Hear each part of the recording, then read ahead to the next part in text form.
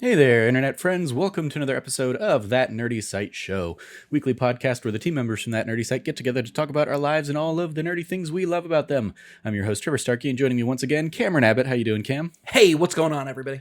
What's going on is we are winding down our Memorial Day weekend. Obviously, this will go live on Monday, on Memorial Day, for our American audiences.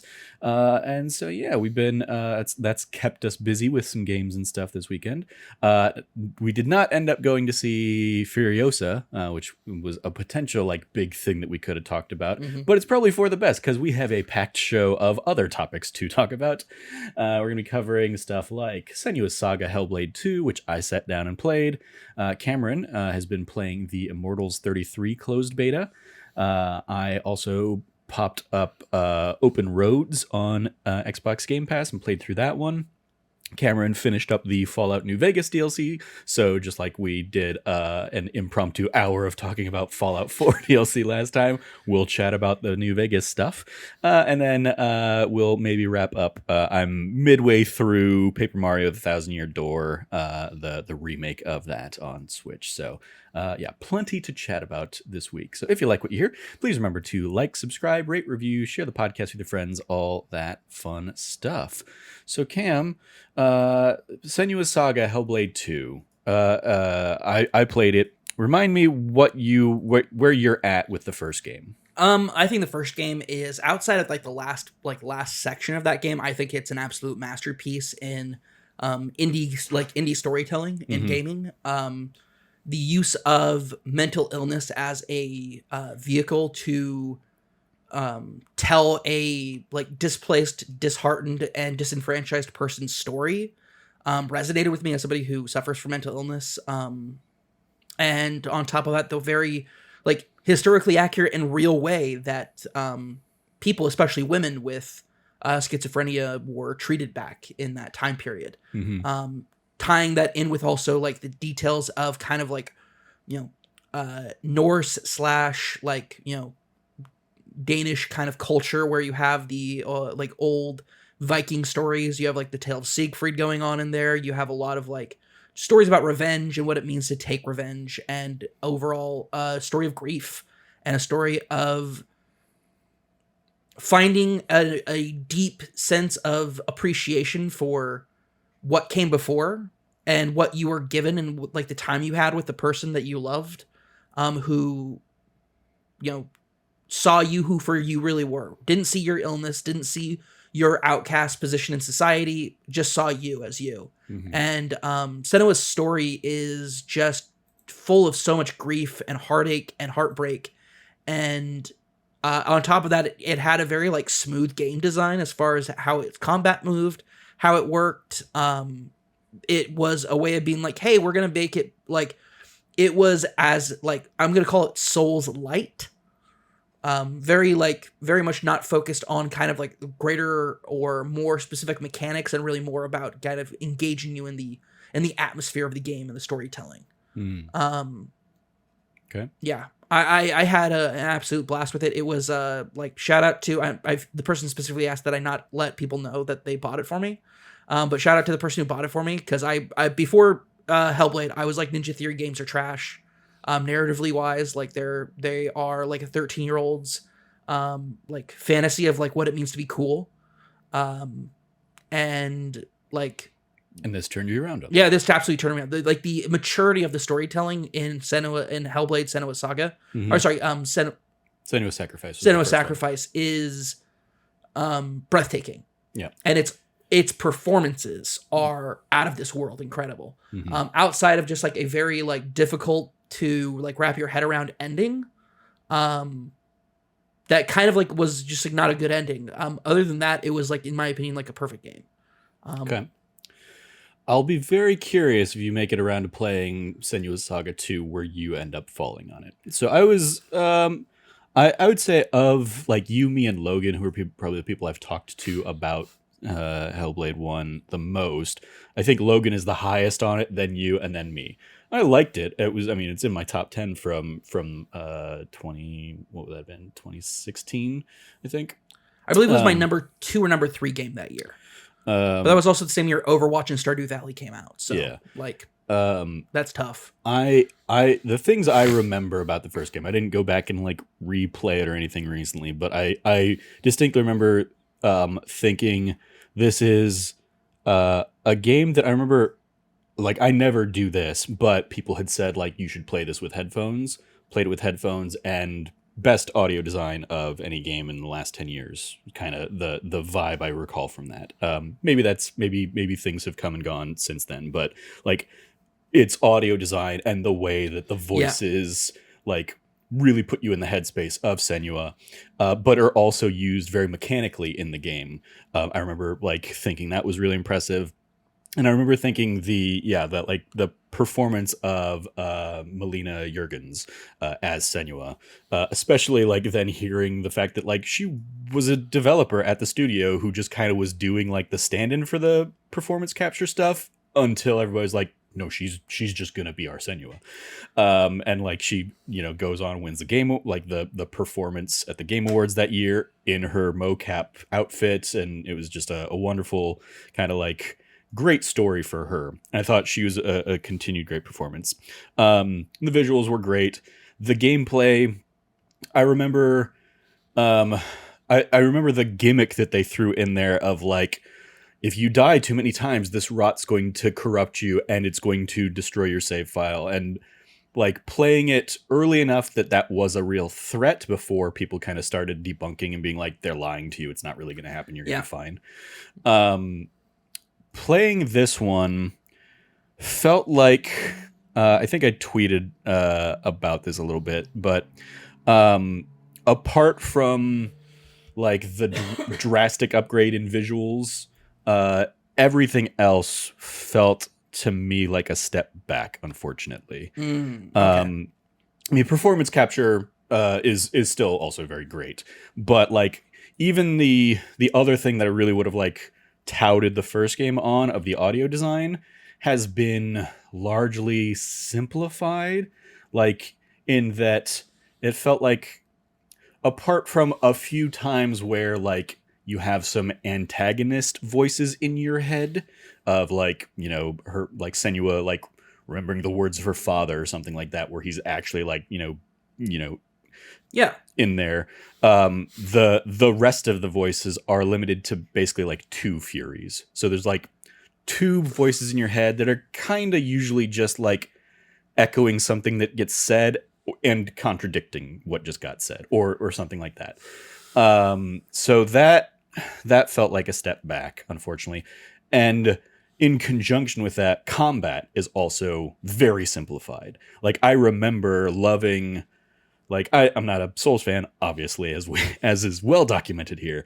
And so like the parry stuff, never been my jam or anything. But I like the combat of the first game because it was okay. There's four enemies around, and the only way I'm in so close on Senua that the only way I can know that they are enemies like swinging at me from behind or to the left or off camera is because the voices are helping me, and they're basically saying, "Look out to your left" and stuff like that. Because the voices have been simplified, like that's not a thing anymore. And also combat is always just 1v1. Even if you're in a sequence that's going to be like 7 or 8 enemies that you're fighting, you're only ever fighting one at a time. And then you basically kill that one, and then another one comes in and you face off with that one. So like it becomes very dumbed down and streamlined. And also, I don't know. I've not like done any kind of like verification of this, but based on some of the things I've heard and my own experience, it feels like they almost do the thing from the first game where they're like, "Hey, your save's gonna be, fucked up," where they lie to you. It feels like they're lying to you with the combat itself, where it's like, "Okay, I feel like I nailed the parry timing on that, but I missed. Oh, I definitely missed the parry timing on that one, but I parried somehow." Or like it feels like the combat is almost lying to you in terms of like the responsiveness to it. And like the positive side of that, I guess, is like everything is very cinematic and like it looks beautiful, and the fights you're having are big, gritty, one-on-one like slashes and flailing and stuff like that, but also it felt like there was like what I was actually doing on the buttons felt very minimally connected to what I was seeing on the screen. Like, I don't know why there was really a difference between a heavy attack and a light attack. And there was never any, for me, visual language to actually signify this is an attack that can be parried. This is an attack you should dodge. Like they play with some colors and stuff where it's like, okay, like red is maybe the thing that I'm supposed to be like dodging away from, but I could parry it too, and stuff like that. So combat, a huge step back for me in this game. And then the other like gameplay element that isn't just walking around, and this game is a lot of just walking around slowly, very gorgeous environments, but this is a very slow game for me, even at 7-8 hours. Like, I would say 2 hours of that at least is just slowly walking through overly long environments. And I had like almost zero interest in going off the beaten path and trying to find like the little secrets. There's like a couple of sets of collectibles, like with the first game, that you can go off and find, and like totems, and you'll get like little backstory stuff. And it's like, I had no interest in doing that just because of the chore that almost felt like.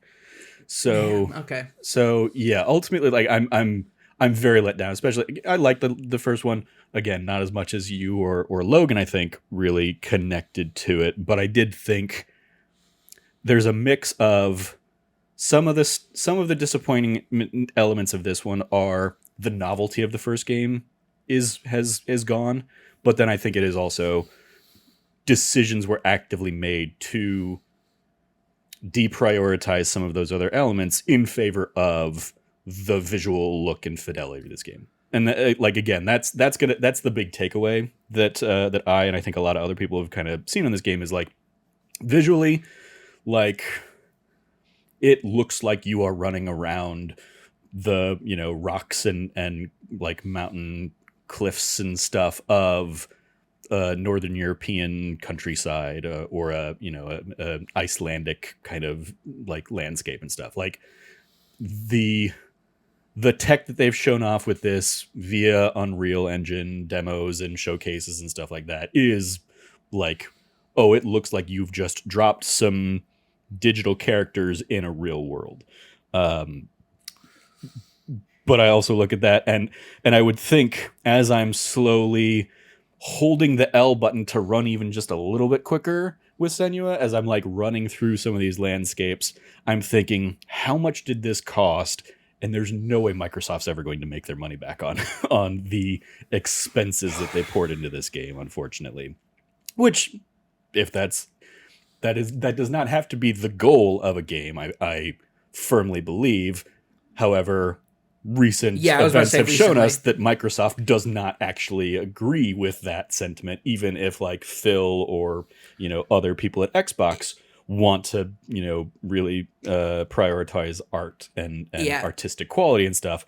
This is very much this does feel like it is maybe trying to like serve as a backdoor pilot for a Senua series or something like that, or a Senua movie, and show like, hey, here's the story we want to tell, and here's how beautiful we think the story can be.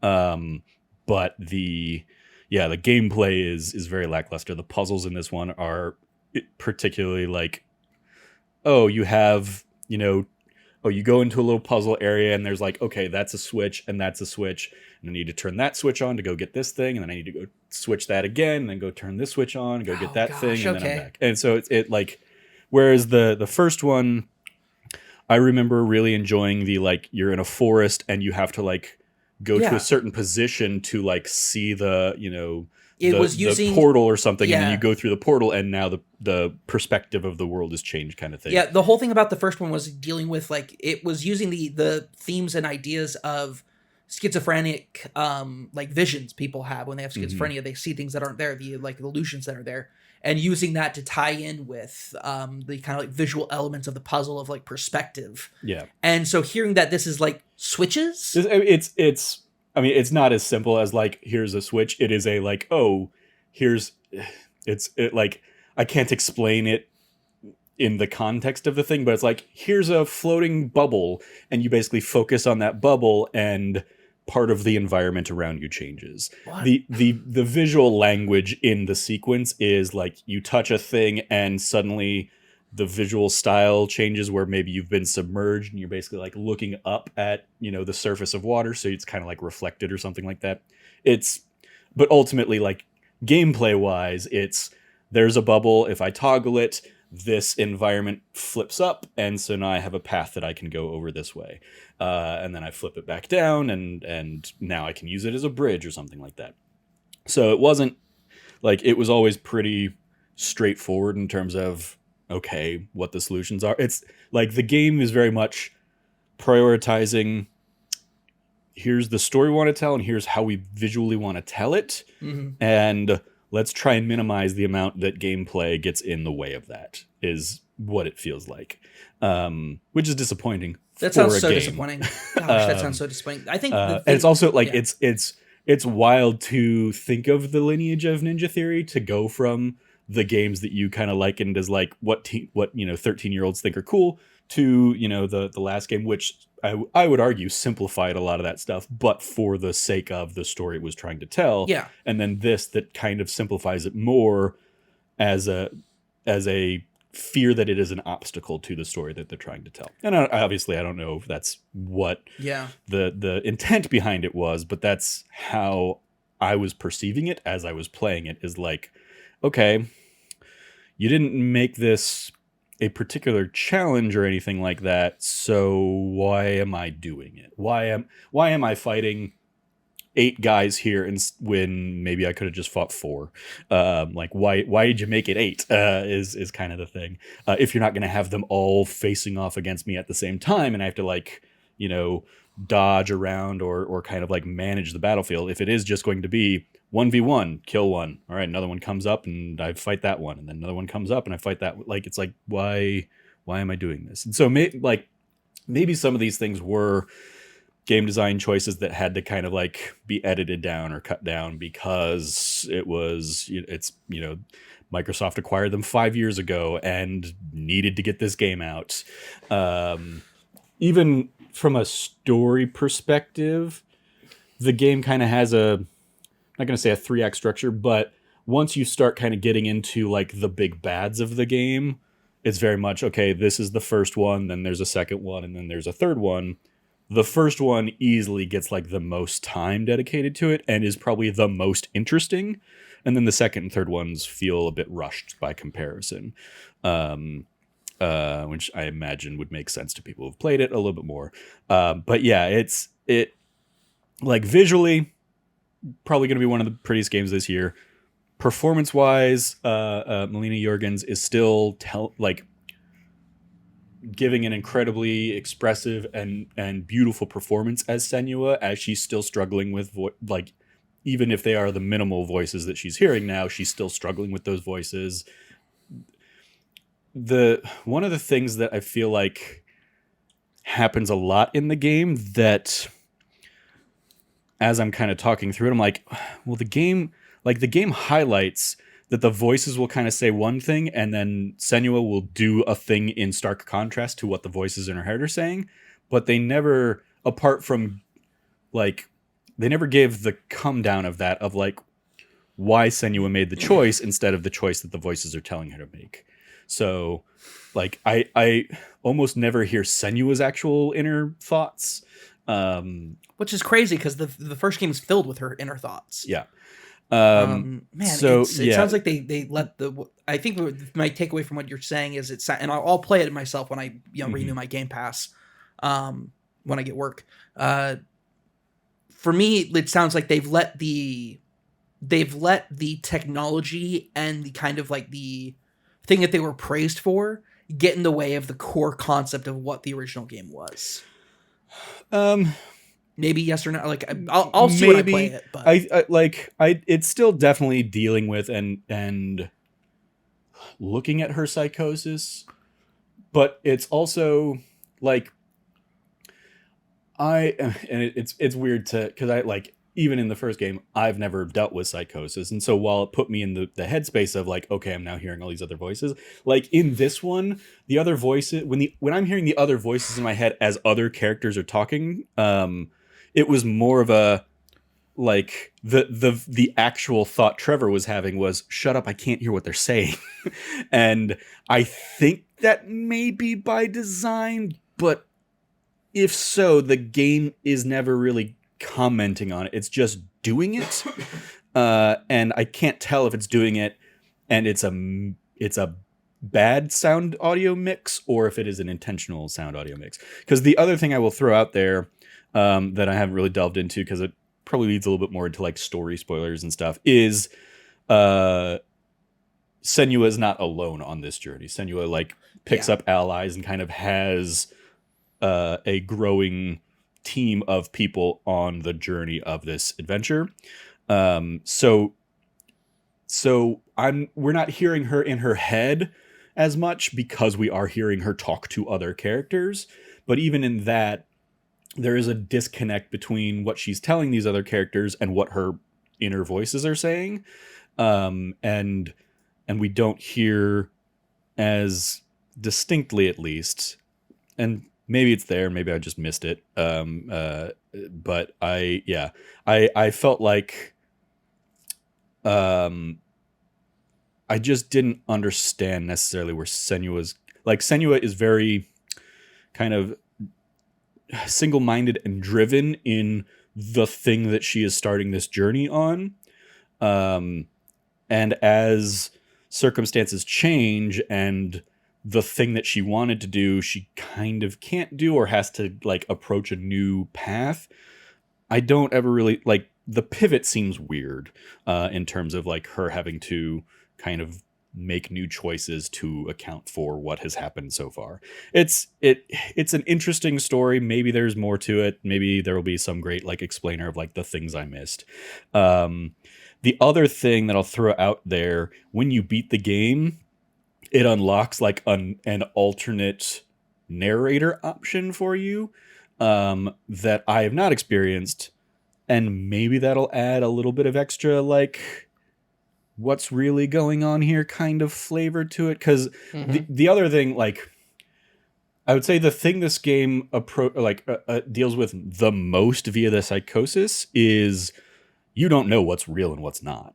Like, there's constantly sequences where, okay, we've seemingly drifted into a dream world, and then, you know, when we come out of it, a character that has no reason to be here is suddenly here, and the game never addresses how did they get here, or what was there, like why did they come here, what's the, like, they're just here suddenly, and Senua accepts it, and we continue moving forward. And it's so there's like a, what do you trust? What are you really doing? What are you really experiencing? That's maybe the most that the game really hits on her psychosis in this one. But it worked to me with varying degrees of difficulty. I would say, like, if we were to go back to kind of that nerdy site scale of things, I would probably put this at a 7. Good game, lifted largely by the visuals and some of the performances and stuff, and then really brought down a lot by the steps back in quality. Whereas I probably would put like the first game at like a 9 as an amazing kind of game. This one just, I don't know. It is the, like, you mentioning like, oh, maybe they just focused on like the tech, makes me think of like the era of Final Fantasy that I hate, being like the 12 trilogy of like, you mean 13 trilogy? The 13 trilogy. 12 into the 13 trilogy being, well, ever since the PlayStation 1 and they could do these FMV cutscenes, they've been chasing and trying to make their cutscenes, you know, the highest, you know, grade and the biggest tech. And this is why now, instead of games coming out, you know, 97, 98, 99 for Final Fantasy 7, 8, and 9 respectively, it's, you know, a decade between Final Fantasy entries and stuff like that. Square being like, we want to invest in how good this game looks, and so that means halfway through development, the stuff we've designed is out of date and we need to like make it up to the new tech kind of thing. It feels like that in some regards of like, this game, if they had kept letting it cook for another year, it would have kept looking more beautiful, but I don't know how much more meat on the bones there actually would have been. That makes sense. And it's like, this is, especially with all of the recent Xbox stuff, this is the game that I've been maybe the most interested in seeing what Xbox was going to do with a game, because they acquired Ninja Theory so early in the development of this game, theoretically. I mean, it was a year or two after Hellblade had come out, I think. So like, Hellblade has been doing its thing with Xbox resources, and it sort of feels like Xbox was like, yeah, okay, like here's the money to make the thing you want look like we think we need to sell it to people. But then also Xbox, I mean, in the last 3 months maybe has barely tried to sell this game. I feel like it feels like there wasn't this is also always weird because like, I don't know how much I'm actually missing on like video game marketing because I don't watch like ads or anything like that. Nobody had any idea this game was coming out until they announced that it was coming out in like 2 weeks. Yeah, it definitely feels like it has crept up, and like, when other games are getting, when Bethesda is getting like multiple like dedicated showcases to show off Starfield, it's like, where's the treatment for that? And admit it, this is a drastically smaller game, but still, a month before, this could have had a Xbox presser or like an Xbox event showcasing, here's how we did the tech of it or something like that. And even if that's not going to appeal to a mainstream, it would have gotten the gaming industry talking about this at least. And yeah, so this game's coming out. It's kind of coming out like I don't want to say it's a fart in the wind, but it's such a small blip in the calendar that had no build up, no hype, no consistency in anything other than people being like, yeah, we've actually been playing it for like 2 weeks. Yeah, it was in the developer direct that they did earlier this year. That was like the big, exciting news from that was Indiana Jones and the trailer for that and how good that looks. And it's coming out this fall. Oh my God. Whereas this game feels like it almost feels from a business stance of, they didn't want to put more good money after bad. They were like, we know this isn't going to move consoles. We know this might not move Game Pass subscriptions. It's going to be there for people who have Game Pass and want to check this game out.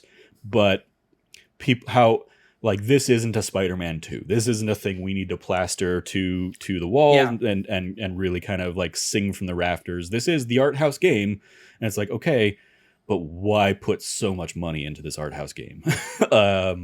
Because again, like, they're never gonna, like, if this wasn't on Game Pass, it would sell maybe 1 million copies if they're lucky.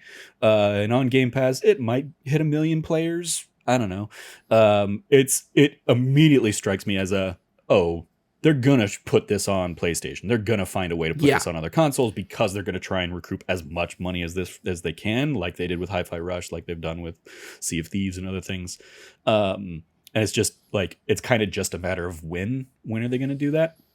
And like, how annoyingly pissy are the Xbots going to be when that happens? Like, they're out there, screaming, "Oh, you don't like this game now just because it's an Xbox exclusive." I'm like, no, I have an Xbox. Like, there's no reason for me to not like it if it's an Xbox exclusive. I played it on Xbox. I just didn't have a great time with it. And I think it was a step back from what Ninja Theory did with the first game. It's also I think from a story perspective, the first game also just is going to innately have a much more personal hook to it because it is Senua trying to like avenge her lost love kind of thing. And this is a much more nebulous, her people are being enslaved and she's trying to stop the enslavement. And it's like, that's a very noble thing, but that is a much grander It's challenge a, for yeah. as small of a game as this is, I think. That sounds like a like Ubisoft like level concept of like a plot that you're gonna do on a much too small canvas. Yeah. That's too much. That's too much project for how much paint and canvas you got. Yeah. Is what that sounds like. It'll be interesting to see if there's a Hellblade 3 coming out of this. Or if we just see Ninja Theory close. Yeah, I mean, I would hope that Xbox would, instead of closing Ninja Theory, put them into more like they would. I would expect them to use Ninja Theory more as a support studio for some of their, bigger action franchises. Like I imagine as soon as this is done and kind of people are shopping around this, they're probably moving a lot of this team to work on Fable or something like that, in some sort of like support capacity, not at least until they spin up and start working on their own next thing. But yeah, if you were to tell me Ninja Theory is going to be the cutscene studio for Xbox games, I believe it. That could be. They'll take over all of the Blur videos and cinematics that they've got for you've got your Halos and stuff. Yeah, why not?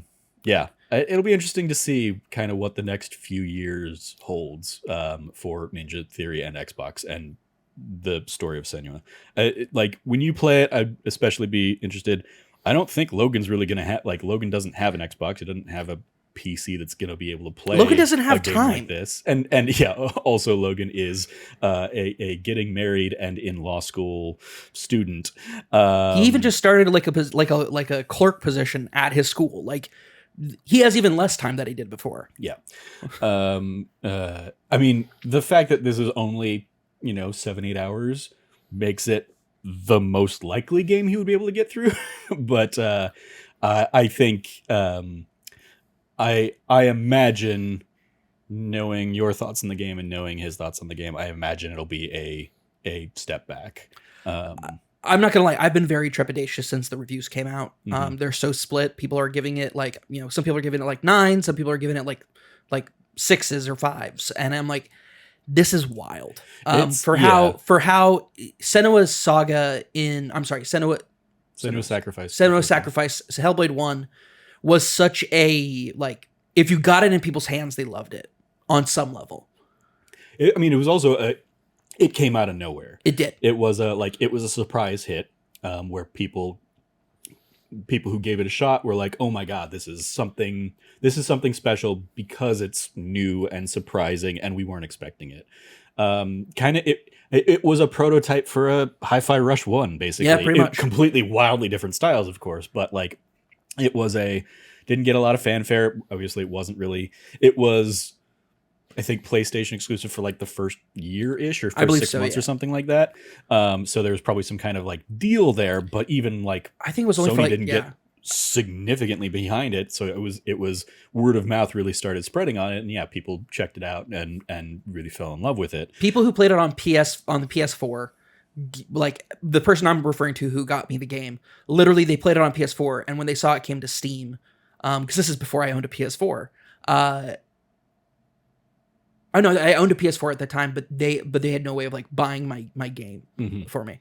But they knew if they gifted it to me on Steam, that I'd be obligated to play it, and so I did. Yeah, you'd be guilted into it. Yeah, and I was, and I honestly was one of the best things that ever happened. It's one of the best gifts I've ever received. It is such a. I'm so trepidatious going into this next one, and I have been since they announced it, because I was like, how do you even do a sequel to that ending? So so nonsensical and so not good. Its only weakness is its ending. I'll say the ending on this one way more straightforward. Okay, there you go. That's a positive. Yeah. I'm not going to be asking what the fuck am I looking at in terms of, I guess, the gameplay sequence and stuff. After you beat the final boss kind of thing, and it goes into the final cutscene. It's all right, yeah, I guess this could mean any number of different things, but whatever. By that point, I was checked out on trying to find a deeper meaning for what was going on and what the future might hold for this character. Yeah. Yeah, I don't know. I'm super trepidatious to get into it, but eventually I will. I know I will. So that'll happen. When it does, I'll we'll podcast about it and I'll talk about it. But when it comes down to it, it's my biggest fear is that, the $20 billion acquisition of Blizzard Activision King, Activision Blizzard King, ABK. 70 billion? Was it 70 billion? I mean, it was way more than 20 billion. I don't know. You sure? Yeah, I don't know where you're coming up with the 20 billion. 70 billion. That's just too much money for anything. I mean, yeah, that was the thing where it was like, remember when like Disney bought Marvel for 4 billion and Star Wars for 4 billion? And yeah, and now they're trying to pay So Activision Blizzard acquired King for 5.9 billion. That's because I had that Candy Crush money. Yeah, exactly. And I remember writing about that at the time on that nerdy site, or on Trevor Trove at the time.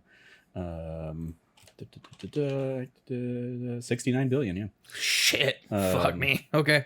I think in my head I kind of like pushed it down to 20 billion. I mean, did you see the story going around that seemed like it was pretty quickly debunked and probably just somebody like farming for clicks of like Microsoft looking to acquire Steam for 16 billion or something. Yeah, like that. And everybody's just like, that's nonsense. There's no way. That was like the thing you're referencing was like one of the leaked emails or whatever from a while back where it was like this was an exploratory thing they were doing years ago. Yeah, it was the same one where they were looking to buy Nintendo, right? Yeah, like exactly. the whole thing where it's like they made a list of companies that they thought would be interesting to buy, and none of those companies sold to them. So. Yeah, no, I'm looking at it this way, and I'm like, my biggest fear is that with the $70 billion target that Xbox put on their backs internally at Microsoft, because Microsoft is such a massive corporation. Phil Spencer, as head of Xbox, is so low on the totem pole there. Like, justifying, like, they're like, and this is the whole thing, it's like, if Call of Duty sells super well, if Call of Duty does the numbers that they need it to, will we see, like, will this happen? Like, we'll have to wait and see. But like, I really do think that my biggest fear is that Ninja Theory gets closed, that it gets consolidated internally the way that Tango Gameworks was. Mm-hmm. That's my biggest fear, is that, we've seen this massive conglomerate of like acquisition after acquisition after acquisition. And I know I was one of those people who early on was like, oh my God, these dormant titles are going to be coming out. Kingdoms of Amalur re-released or like coming out. Like, I'm so excited for that. Like, and it was great, but that's not selling, tens of millions of copies. Embracer basically just like releasing a whole bunch of PS2 games. Pretty much like PS3, like, PS3, Xbox 360 PS3, games. like we remastered these. Go buy them, please. Like I always think back to like Destroy All Humans. Like there can't have been enough of a market. Like I enjoyed the Destroy All Humans games enough when I played them originally. I can't imagine there was a clamoring market for them to play them on PS4. King's Amalur: Reckoning, same kind of thing. Like that one, you get a pass because the original studio was just so fucked that maybe you can and word of mouth was so good that it was like, okay, here's a way to play them again newly. But like, yeah, SpongeBob Bikini Bottom, it's like, all right, I guess that maybe speaks to a specific generation. Dude, I don't know. That game did numbers.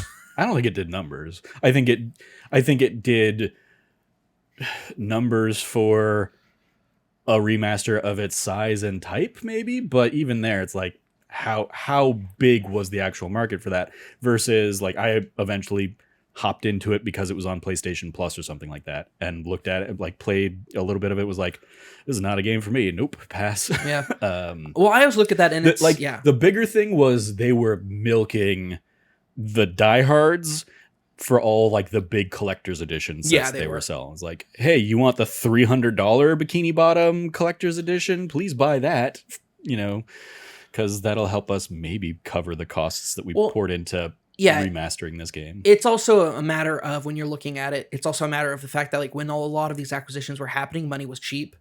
0%, like near 0% interest on loans. It's also just the wild absurdity. Like I looked at it just for comparison. The Bethesda deal from just like a couple years ago was 7.5 billion. So then to multiply that almost tenfold to get to the EA one, obviously, yeah, EA has Activision, has the Call of Duty behind it. Call of Duty, Overwatch, Diablo, like the entire, like all the Blizzard franchises. You have all the Activision franchises. But I mean, like, to throw it into the Bethesda, it's like you have Doom, you have like the original first-person shooter IP, and Wolfenstein. Like, yeah, those two You have that id Software like state, plus all of the Machine Bethesda Games, all stuff. those, incredible studios. Yeah, it'll be interesting to see, So. kind of, because also obviously we saw the Arcane Austin go by the wayside in that same closure. So That's another one too, where it's just like, geez, man, like it's difficult because when you say Arcane Austin, correct me if I'm wrong, were they behind Prey? Arcane Austin were the leads on Prey. Yeah. So they did Prey, and honestly, the concept of Redfall was really, really cool. It just was the poor execution on it. That game was just put out underbaked. But at the same time, it's like, how do you keep that game in development still? Like you knew what you were putting out there, and you knew the backlash it was going to have, and that's why you had to come out on a big apology tour. Yeah, no, I there's so much in question about the future of any of these studios that were bought under that acquisition time.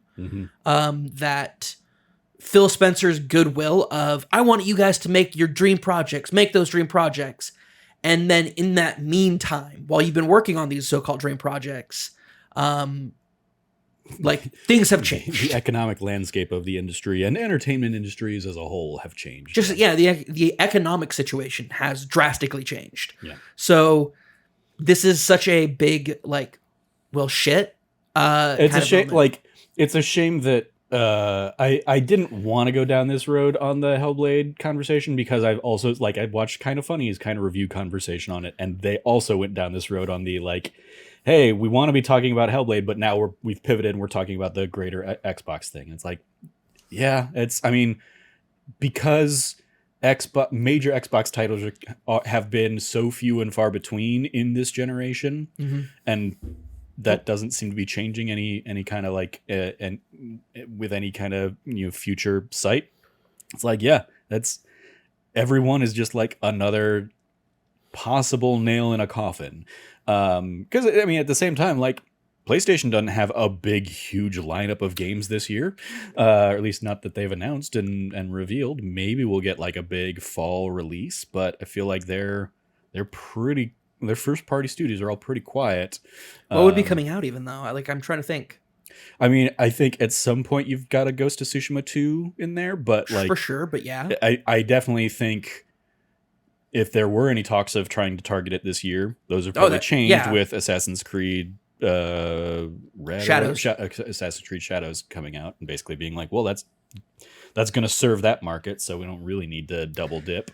Yeah, I'm trying to think. I don't think there's anything from Sony first parties that's even coming. Like, that's what I'm saying. Like anything nothing. That's like out there is just in development. We don't really know about it. Anything of note. So yeah, maybe a Spider-Man 2 DLC. Maybe, yeah, I get like that. That might be it, like a Venom spin-off or something, like some sort of Miles Morales do like thing, a Miles Morales Venom game. Sure, I doubt it would be this fall. Maybe next spring or something like that. But yeah, it's gonna be like, especially off of the heels of last year, where like so many 10 out of 10s and stuff coming out. It feels like, okay, last year was all of those games that kind of suffered through pandemic development are finally ready and finally out.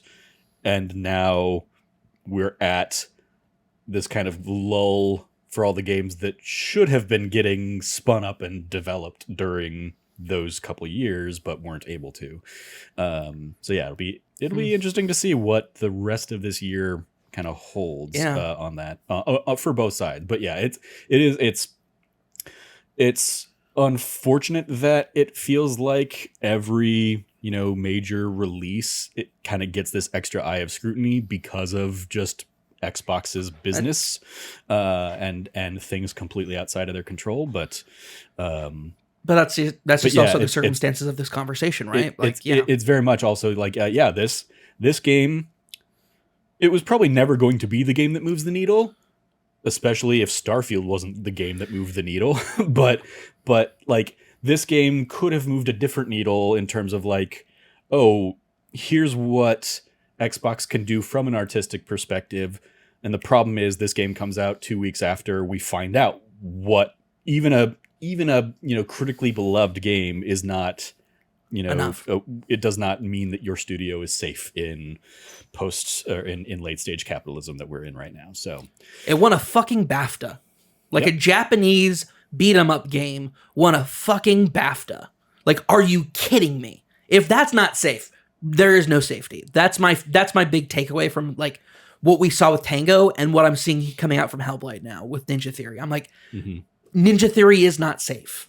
And I do not want to put out like this. Like, I wish the best. I hope the best for them. I hope that at the very worst, they just become the mocap cutscene studio for the rest of all the other properties. So they don't lose anybody. But like I think the opportunity for a game with the budget that they had for the game that we got out of, Senua Saga, I just don't feel is like business wise. You mentioned up at the top, like business wise, this game is not making sense. And so like this is the harsh reality we live in, and it fucking sucks. Yep. And I wish that there was, I'll get into it and I'll play it. So probably like hopefully in the next couple months, like month or two. So we'll come back around to it and talk about like the game itself. And hopefully we don't ever have to make any like post-mortem mention of anything else regarding Ninja Theory. That's the big cross our fingers kind of hope. So. All right. Well, with that out of the way, that depressing topic. Let's dive into Immortals 33. This is the closed beta, and this is the game I'm particularly interested in. Not enough to like jump into the closed beta, although I did get like an invite, and then I saw that hey, they filled up on closed beta invites, so cool, good for them. But I was never going to be like, oh, let me jump in and check that out. But since this game, since the studio made Spiritfarer, which is one of my favorite games of the last decade or so. Also, the creators of Sundered, one of my favorite, my favorite Metroidvania of all time after Castlevania Symphony of the Night. So. I was going to say, and this feels like a drastically different type of game than Spiritfarer. Yeah. Tell me Still dealing with dead things, though. Still dealing with the dead. Sure, yeah. Tell me about Immortals 33. This is it's so interesting that Hades 2 came out in early access a couple weeks ago. This is, and the thing is, I'm not even... That was very much like, they were selling this as like, it's like Hades is basically like what they were trying. It's like multiplayer online Hades kind of thing. Kind of, but no. Also no. So from the get-go, it's based off of Dante's Inferno. Is the kind of like setup, the background. So we're not dealing with Greek mythology. You're dealing with Dante's Inferno. You still get a Chiron, but the Chiron is the Chiron from Dante's Inferno. You get all the classic figures from Dante's Inferno. If you've never read Dante's Inferno, it's okay. Dante's Inferno it has been mythologized. It's been adapted enough that even if you've never read it, a lot of the stories and characters and the from beats Dante's and everything. Inferno, Everything you understand about your modern interpretation of what hell is comes from Dante's Inferno. There is no like the kind of fiery pits of hell and all of that. That entire that is nowhere in the Bible. It's not in the Bible.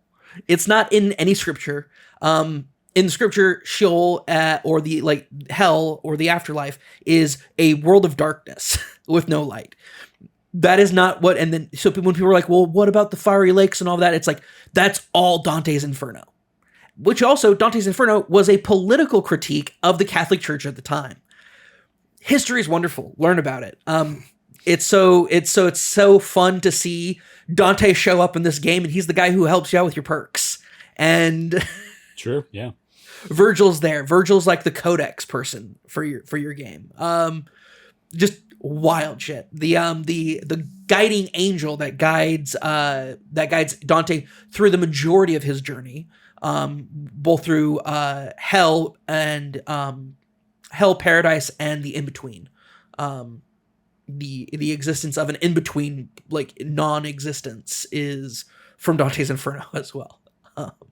Purgatory. Sorry, I was looking for the word purgatory. There's Inferno, Purgatory, and Paradise. Those are the three books of Dante's Inferno. It is a staggeringly, like, Thunder Lotus has such a beautiful way of 3Difying their 2D graphics.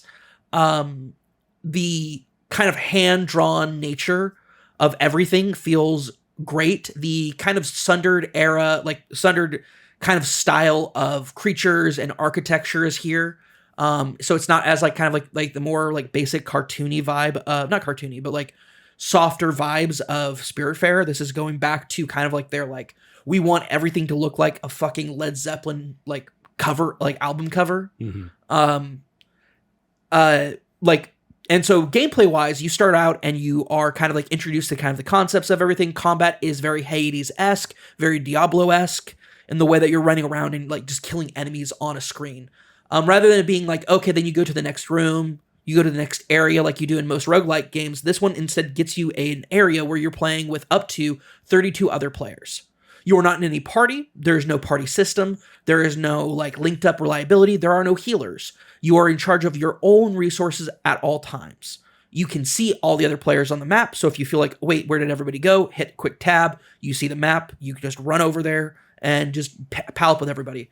You can clear out entire waves of enemies where you're with other people. When you're by yourself, you are asking for trouble. Only break away from the groups it feels very like Destiny 1-ish, where you go to those open areas and you have like just like, oh, it's the event, and then people just show up. Yeah, I was just thinking of the Diablo 4 events. Yep, similar thing. Very much like, hey, this entire map, and so we are all working together to collectively clear out the different kind of like dungeon rooms, which is a little bit more like Hades. You go to a specific challenge room, you fight specific enemies, you clear it. And as you guys do enough of those, and the thing is, you can only get up to 6 people in there. And so it diversifies the groups up enough that it's like, okay, 6 people loaded up in there, cool. We move on to the next one.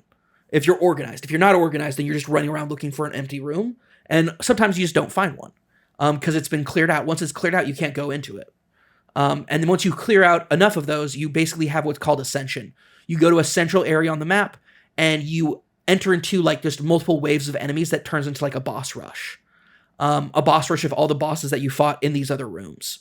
Come down, you do that, but now you're dealing with all 33 of you. All 33 of you are there, and you're all fighting, and you're going the Ascension, and then at the very end of that Ascension, you literally show up in front of the 3-headed devil from Dante's Inferno, and you have to fight his ass while he summons enemies, beats his wings, throwing ice everywhere. Very true to the source material.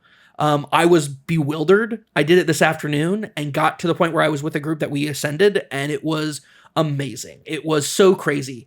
Synergy between other players happens with specific synergy moves, and it depends on what kind of weapon you have. Certain weapons, there are twin daggers that are called like daggers of greed. So all the weapons are based around the 7 deadly sins. Mm-hmm. And the daggers are greed. The sword, like the great sword is, I'm trying to remember. I don't recall. You have a bow, and then you have a slow staff. And the slow staff does like damage to enemies, but it also slows them and makes them slower. So that's like, if you're fighting bosses, that's super great because you do that. Synergy between them is your shift ability, where you put down a glyph and then you put out like other glyphs, and people stand in those, and now all of you have that buff. Like the people who stood in the glyphs have that buff. The staff has, I believe, the most. Or maybe bow has the most. Bow is pretty awesome because instead of actually giving everybody a boost, what it does is it does like a screen, like a full screen of arrows coming from everybody who like was in that in those glyphs. So you can fill up the screen with arrows and do massive amounts of damage. Greed is just you and one other person, but you both get like super boosted up in attack power. The greatsword one is like the kind of like shield mechanic that the greatsword has. It does that for like everybody, so you get like a damage absorption. Really cool stuff. Really awesome synergy. Awesome stuff. I did fight the devil from the Bible. That was fun, and it was great. There is a lot of the like, oh, we want to do another run because you pick up certain perks from dropped from bosses or enemies or chests. Currency to like get your health back comes from bones that you pick up that you then trade in, but in front of each dungeon room. But each dungeon room only lets you use that perk once. So you can't be like, oh, I have 100 bones. It's 25 to heal me for 25 health. You use it, that option's gone for it. And it never replenishes. So you have a total of like 5 or 6 of these dungeon rooms. So you can only heal yourself a limited number of times. Mm-hmm. There's a lot of like economic practice going into it, and it's really, really cool. And it's really great. So you mentioned like you're in there with 32 other people. Is there a way to party up where it's like, okay, your group of 4 is in there with 29 other people? Not that I noticed. Not that I encountered. Okay. It's possible. I just didn't encounter that mechanic. I really was not paying attention to like joining up with everybody. I kind of enjoyed the big like open world mob aspect of it, kind of like in old MMO games where you have like a world boss that you all were fighting to kill. Yeah, it strikes me as more of a like like in Fortnite, oh, before you jump into a lobby, you're going to be pulling your team together, and then you jump into the lobby and you matchmake so that you slot into, whatever it's situation possible. is. I did not. Here's the thing: it may be in the finished version. That may be the case. This was a closed beta. I believe this is the second version they've ever done of it. I believe there was a closed alpha before. I don't know if there was a closed beta before this one. But this closed beta was there's still a lot of development that has to be done on this game. It's very clear that they were testing out server capacity. Sure. Because when I was with 33 people and the amount of assets that were on the screen when we were fighting the devil, literally fighting Lucifer, the Morning Star, I can't say enough how good this they pull source material from this for Dante's Inferno. It's really, really great. The demons are all awesome that you'd expect from a Sundered from Sundered. So creature design, boss design is all really top tier. But it also looks like it's from an old 70s 80s cartoon. Its style is just absolutely peak. And the best part is there's a billion different options for customization of your character. Mm-hmm. You have a very literally you're just a shadow with a mask. It's very, very Italian with the design of it. With the masquerade skull mask. And you are able to you have a cloak, you have weapon customization things. A bunch of people found cats that they had chasing around with them. I never found a cat. I don't know how you find a cat, but they found cats and they were all running around with us. It was great. It was really a fun time. I see this as definitely let's get one more run in. But I think it has less of that from the kind of Hades where I could put in 30 runs in a row. I don't know if I could do that based off of the how long it takes your crew, your 33 Immortals, to clear a room, or clear a level to then ascend to your boss fight. Don't know. I don't know. I just thought it was awesome. I had a great time with it. It's definitely something that I think people should check out when it comes out, but that's far, far away from now. Sure. I don't know if this game is its initial release date says it's coming out 2024, so we'll see. But yeah, it is. It's very, very cool. Very cool. I'm glad you enjoyed. And you're rebelling against God's final judgment. Basically, you're you're a damn soul, and you're fuck you. So I have a feeling you're going to be playing through, based off of kind of what they show up.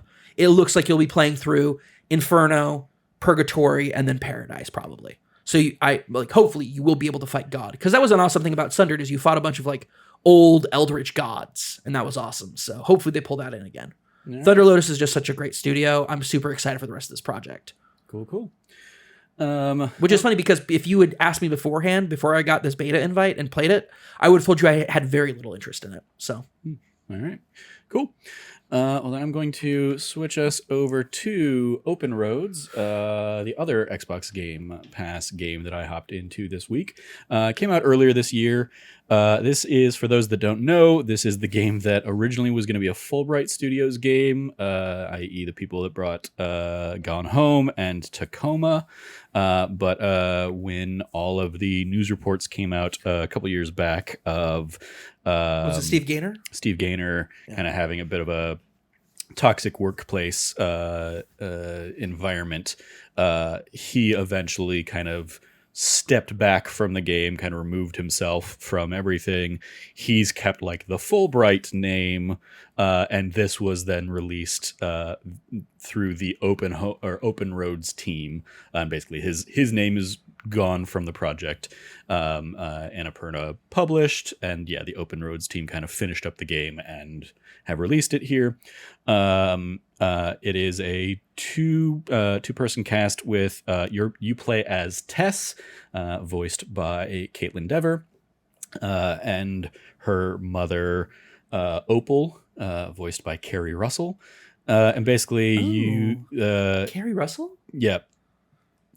It is set in 2003. I mentioned when I was telling you about this the other night, this hits so many very specific nostalgia beats for me, because Tess is graduating, either graduating or about to graduate, circa 2003.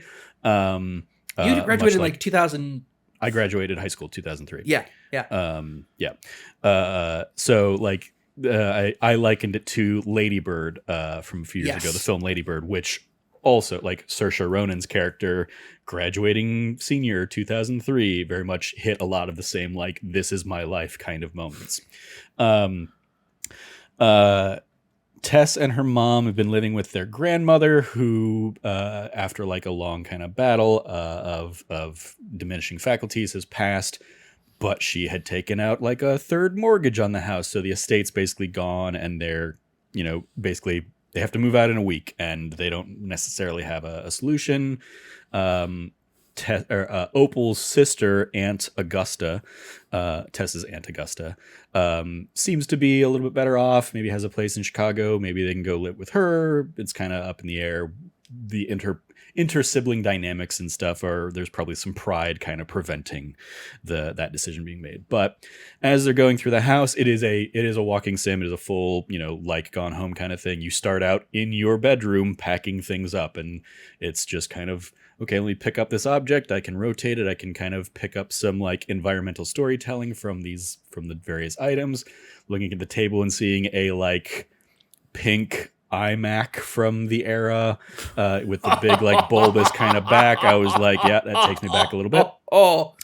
Oh man, that was always wild seeing those like big ass like, because I only saw them in computer labs, and then I started seeing them at friends' houses, and I'm like, what the hell is this? Mm-hmm. Did you rob a computer lab? Like, how'd you get an iMac? But yeah, as you kind of explore the house, you're basically like, okay, like Augusta wants us to look for a book, so you go up in the attic and you start looking at a book, and you find like kind of the little mystery of the game of you find like in a hidden nook, like basically a little hidey hole in the attic, you find like letters to your grandmother from somebody who is not your grandfather. In terms of like running away with her and stuff like that. And like it's initially it's like, was she having an affair with like because your grandpa died, well before you were born kind of thing. Like when your mom was a kid, he died kind of thing. And so there's like question of timeline, and so yeah, it's a question of timeline. Like you eventually start to find things like, okay, after he passed is when like he really starts ramping things up, because you keep finding more and more letters. Obviously, you don't see the letters that your grandmother wrote back to this person, but you find like postcards that this person had sent your grandmother and that she had kind of held on to. So it's like this guy is like a potential option out there. Her husband dies, and now this guy's like ramping up his like pursuit. Yeah. Ooh. Yeah. This is you know me. I'm a like, I love the tea. I love it. This sounds so good. Yeah. I think you'd get a kick out of that storyline. And as you are kind of like uncovering this stuff, you like Tess kind of finds pictures of like the summer home that Opal's family went to when they were kids, and like the mom's like, oh, I don't know, like we haven't been there I haven't been there in 30 years. Like I don't think anybody's been there in 30 years. We basically moved away after your grandfather passed away, and we never really went back kind of thing. Oh. And so you kind of go on a little road trip, and that hence the kind of the open roads. You go on a road trip to this old summer house, and you see how run down it is. You kind of do the whole like investigate. You walk around. You're finding like little puzzle pieces to like, oh, we need to get a screwdriver to shimmy this door open. Oh, there's a screwdriver in my old Volkswagen Bug outside, or my old Volkswagen van that like broke down, and we just kind of like plopped it down here on the lawn.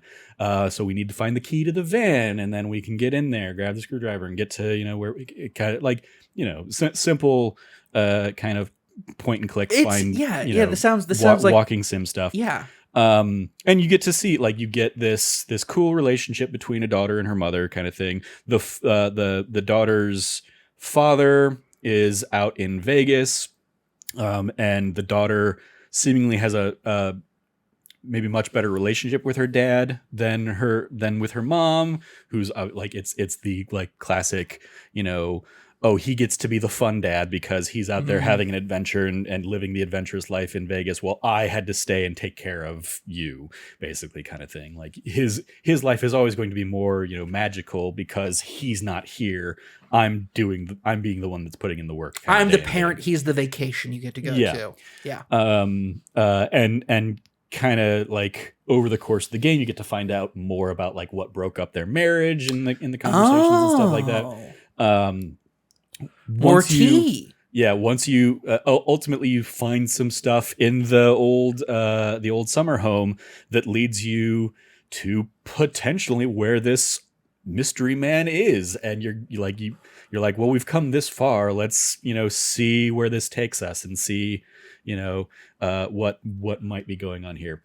So it's a cool story, cool mystery, kind of in all of that stuff, and you're getting a lot of backstory on like the mom, especially. You like Tess gets to learn a lot of stuff about her mom that she just never knew, or that's always would have never come up. Like oh yeah, when we would come out here, I would work as like a little bellhop at the the Five and Dine kind of thing, and like you find a picture of the mom as a waitress in the roller skates and stuff, and you find like notes between her and her summer fling, and like it was the relationship to end all relationships, and she was going to be so happy, and then that guy kind of ends up being a flaky douche, and clearly it because he's a 16-year-old boy, and like the mom now sees that as like a recurring pattern of like, you can't trust people because they're always going to let you down, they're always going to leave you, they're always going to disappoint you, which of course she's echoing the fact that her husband is not in the picture anymore, and dude, it's echoing her dad died and quote unquote abandoned her. This girl, this woman,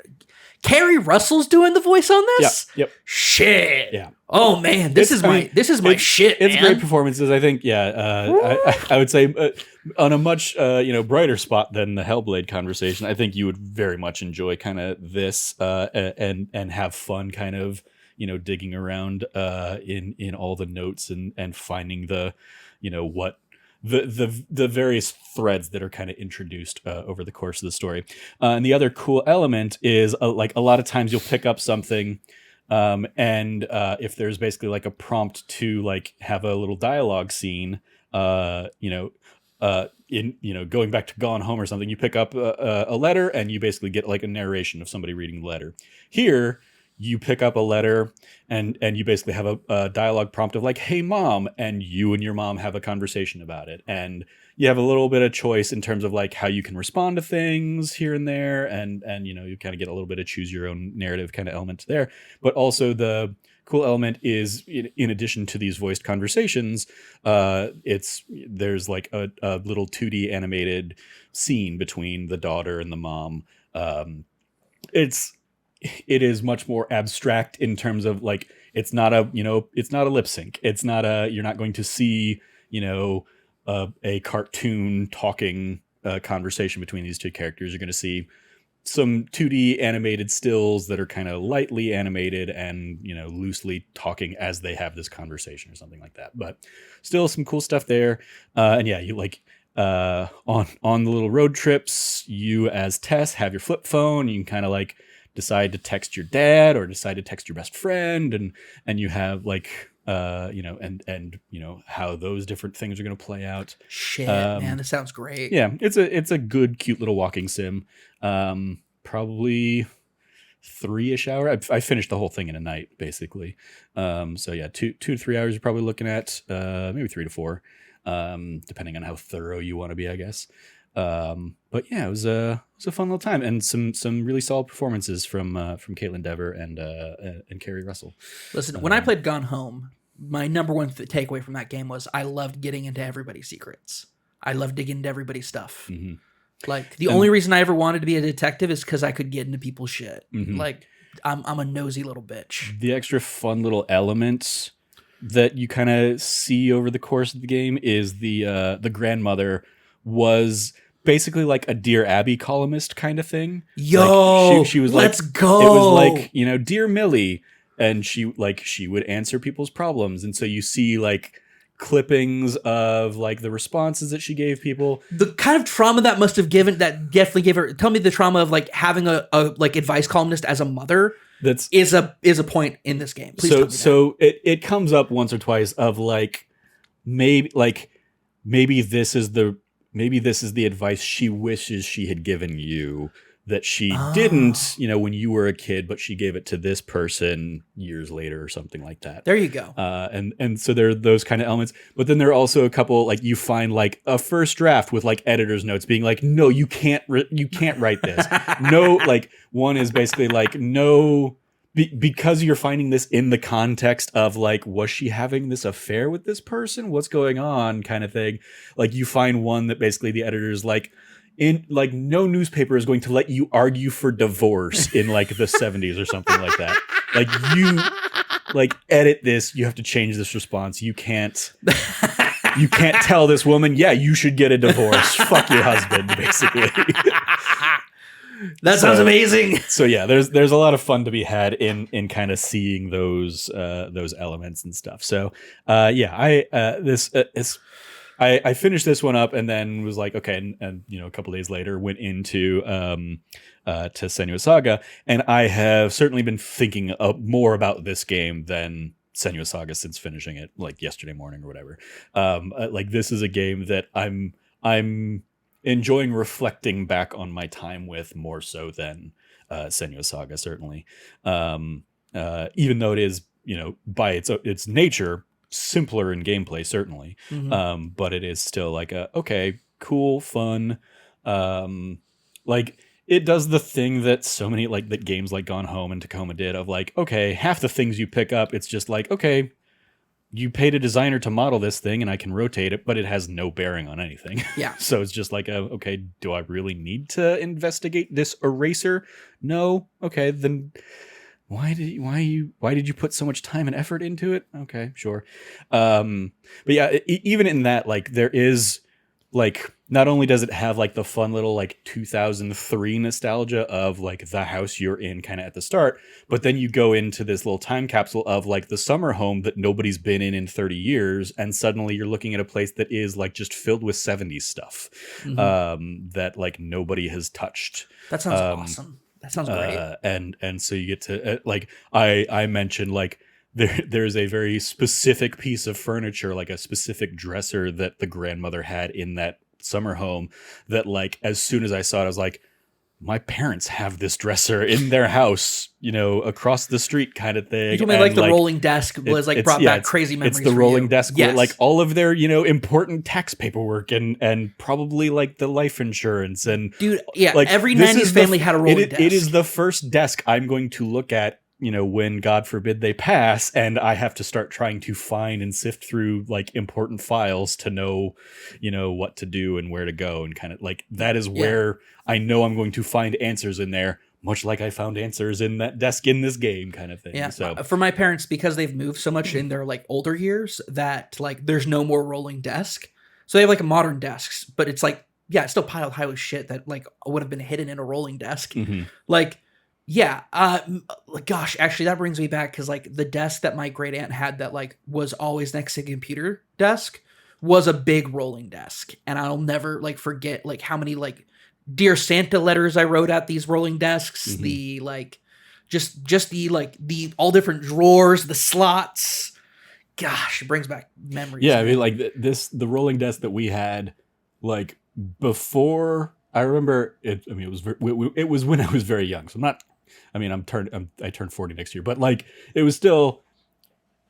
I remember pre our Windows 95 PC, like when we had more of a word processor or like an older IBM that, like was more MS DOS, and like we actually stuck the actual floppy disks in. I remember that living in the roll top desk for a time. But yeah. Anyway, Open Roads, good little, 2 to 4 hour story, little walking sim. So yeah, definitely recommend checking it out. It's on Game Pass, but I believe it's also on like Switch and PlayStation. You can find it probably anywhere else too. So yeah, check that out. Let's throw it back over to you, Cam. Fallout New Vegas DLC. So you've been playing through all the Fallout New Vegas stuff, much while I was playing through all of the Fallout 4 stuff, and you finally wrapped that up. So, Yep. what are your thoughts? Because you were telling me some of these like you have very little memory of. Yeah. So maybe some of these were you were playing for the very first time, or if you had played them before, you did not remember. Lonesome Road is the first one because I realized I'd stopped playing after Burning Hearts. Okay. Like I had just moved on to other games by then. Yeah, no, Burning Hearts was the last one that I played. And so this is the first time that I ever played Lonesome Road. I just have to say, like, if you never played any of the expansions, the DLCs, they are absolutely fantastic. I don't think there's a bad one among them. I can see why different aspects of different ones might be people's favorite, but for me, I think the best one out of all of them, as far as mechanics go, is probably going to be either Old World Blues or Dead Money. The kind of like the way that they took the Havoc engine from 1999 and were able to do so much with that is just it was just fantastic. Dead Money is you as the courier are invited to you follow a radio signal. The Sierra Madre, isn't it? Yep, Sierra Madre. You're following this radio signal to this like legendary casino resort town that you've never nobody's ever been to, or they go off to it and they disappear and they never come back, and you kind of get caught up in this.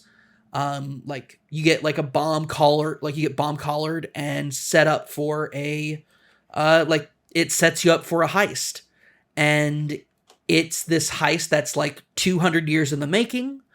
It has some very interesting characters that have to do with like some of your a couple of your one of your companions has like a deep tie to two of the characters in this. Mm-hmm. Granted, this Father Elijah is basically the main character of this. It's with you. Yeah, Father Elijah is the one that Brotherhood. like kidnapped you, collared you, and is like had you taken in there. You have Dog/God, who is a super mutant, a nightkin that has a split personality. God is this not combat focused, but more technical focused, super mutant, and then Dog is just like this unstoppable like tank. You have a couple other ones. You have I'm trying to remember all their names. I seemingly played all of this DLC on August 24th back in the day, because that's when all of my trophies popped for it on PlayStation 3. There you go. Give me one moment here. I'll just pull this up real quick. You got Dean Domino, Christine, and Dog are your companion thank you characters. very That's much. what Yeah, Christine. It's fantastic the way that they are able to utilize some just like very like generic looking kind of like maps and like reusing assets, and they do it in such an amazing way. And for somebody who was like, pretty much like really high leveled by the time I went into there, the idea that like the enemies that you fight in there are immortal. If you just shoot them or you beat them to death, like you take care of other enemies, they'll just pop back up. The way you have to kill them is by crippling their head, and by doing that I mean like lopping it off. You have to take the heads off of these, and so I was running around with a freaking bear trap on my hand, bear trap knuckle buster basically, and just biting the crap out of these immortal zombies in plague gear, like radiation gear, and like taking off their heads even after I knocked them out. And it's like, oh, they fell unconscious. It's like, okay, cool, crouch, punch, and just to clamp until I take their heads off. It's brutal. The only thing I will say is that Dog will actually like eat them. So if you have Dog running around with you after you knock them unconscious, Dog will eat them. Which is not as horrifying as it sounds, because this is like the Havoc Engine 1999. New Vegas is like, low res stuff. But like it is like full on, like, yes, Dog is eating them. Dog also ate his own bob collar. Dog's incredible and great. And like there's a really great thing. Dean Domino is like a Frank Sinatra type singer who is also at the center of a lot of the mystery around the Sierra Madre. And I'm trying to remember her name. Vera is the lady's name. Vera and the guy who made the casino. And like there's a whole thing going on with that you uncover. Is it Christine is the gal's name? Yeah. Christine is tied to Father Elijah. Christine is also like the ex-girlfriend of Veronica, one of your companions in mainline New Vegas. And it has ties to Father Elijah being a like absolute asshole. and Monster, who you have to make decisions on how you're going to deal with him. I murdered him. I know a lot of people lock him in the vault, and that's fine, but I murdered his ass. And I did it by activating all the turrets and watching inside, and as he was hiding behind something from all these turrets, I walked up and I shotgunned his head, and I have the perk that when you shotgun people, it will blow them back. If you crit, I critted on him, he was still alive, but then he fell into the poisonous gas and died. And it's like, get fucked. And then I had to run out of there. But I couldn't run. Because you'd picked up so many gold bars and you were over You fucking know it. I picked up every single goddamn gold bar. I made it out of there. Yeah. Barely? Absolutely barely. But I made it out of there. Absolutely fantastic DLC. Like blew me away. I actually didn't ever, I played Dead Money, but I don't remember anything about it. Mm-hmm. And I understand why, because I believe I played it when I was sick. And so, because the Sierra Madre was familiar, but very not familiar. I understood the pink mist and everything going on around me, but outside of that, nothing about that game was familiar. I certainly didn't remember the zombie dudes, which is crazy that I didn't remember those. Mm-hmm. Old World Blues is probably the one that I remember second best. That's the one I always think back to. The one I think most fondly back on, because I love the sci-fi. Oh, it's full Mystery Science Theater 3000 style humor. The fact that most of the things you're talking to are brains. Yeah, they're brains, and they've been brains for such a long time. A lot of their concepts of the body have eroded over time. And to a point where he just says, "Oh, look at his hands with the 5 penises attached to it." Mm-hmm. Yeah. A lot of body funny humor. The main villain is literally a brain that has dementia because he's so old. And doesn't realize that he has become an evil mastermind, but he hasn't. He just recorded himself as an evil mastermind because he was angry, and then his dementia's been so bad because he busted his monitor, and so you can fix his monitor, and then he's fine after that. And then your brain is outside of your head the entire time, and you have to convince your brain to get back in your body, basically. It's fantastic. Also, you can go around and get all the different personality chips for all the different equipment in your apartment. Mm-hmm. And it's fantastic. Shout out to the toaster. I was going to say the murder toaster. The murder toaster is fantastic. Top tier. Fucking love him. With the absolute best little post epilogue scene of all the other items basically threw him in the bathtub to end him because he was unbearable. Yep. Absolutely fantastic. The light switches are super horny for you. If you have the lady killer perk, which I do, it is fantastic because you can flirt with them, and but they're jealous of each other. So if you flirt with one, the other one will be like, "Don't talk to her. She's a hussy." There's the seed fertilizer machine that is constantly wanting you to put your seed inside of it. And it has a dull, a low tone, sexy voice. Yeah, give me that seed, baby. It's gross, but also hilarious. Then there's the jukebox that can no longer play music, but can tune your audio blaster thing that you upgrade over time. You get it early on and you can upgrade it over time. I also got the one that is a dog turret where you shoot bullets, but it's a canine unit. So it has a dog brain in it. So it's supposed to be smart targeting, but it just was weird. I didn't use it very much because I was I just can't help but feel like I'm supposed to be shooting dogs out of this thing. Which was a weird thing to feel after that. But also I was going full melee on that one because I got inversion axes, proton inversion axes, which basically let me auto destroy any robot, just absolutely decimate any robot because there was an EMP wave off of it. It was great. First time I was after Dead Money going into Old World Blues and be why am I a melee build now? I was gonna say I you talking about running around with the bear trap hands and then melee in this. I'm I almost never melee. Dude, I never melee in the main game, but in these 2 DLCs, I was just straight up just doing a bunch of a lot of physical combat. Granted, eventually I did get a katana, and that was running around with my cowboy duster or my bounty hunter duster and desperado hat with being a cowboy samurai was fun as hell. Sure. Did that. Then there's Honest Hearts, which I think is the one that a lot of people remember because Joshua Graham is such a memorable character.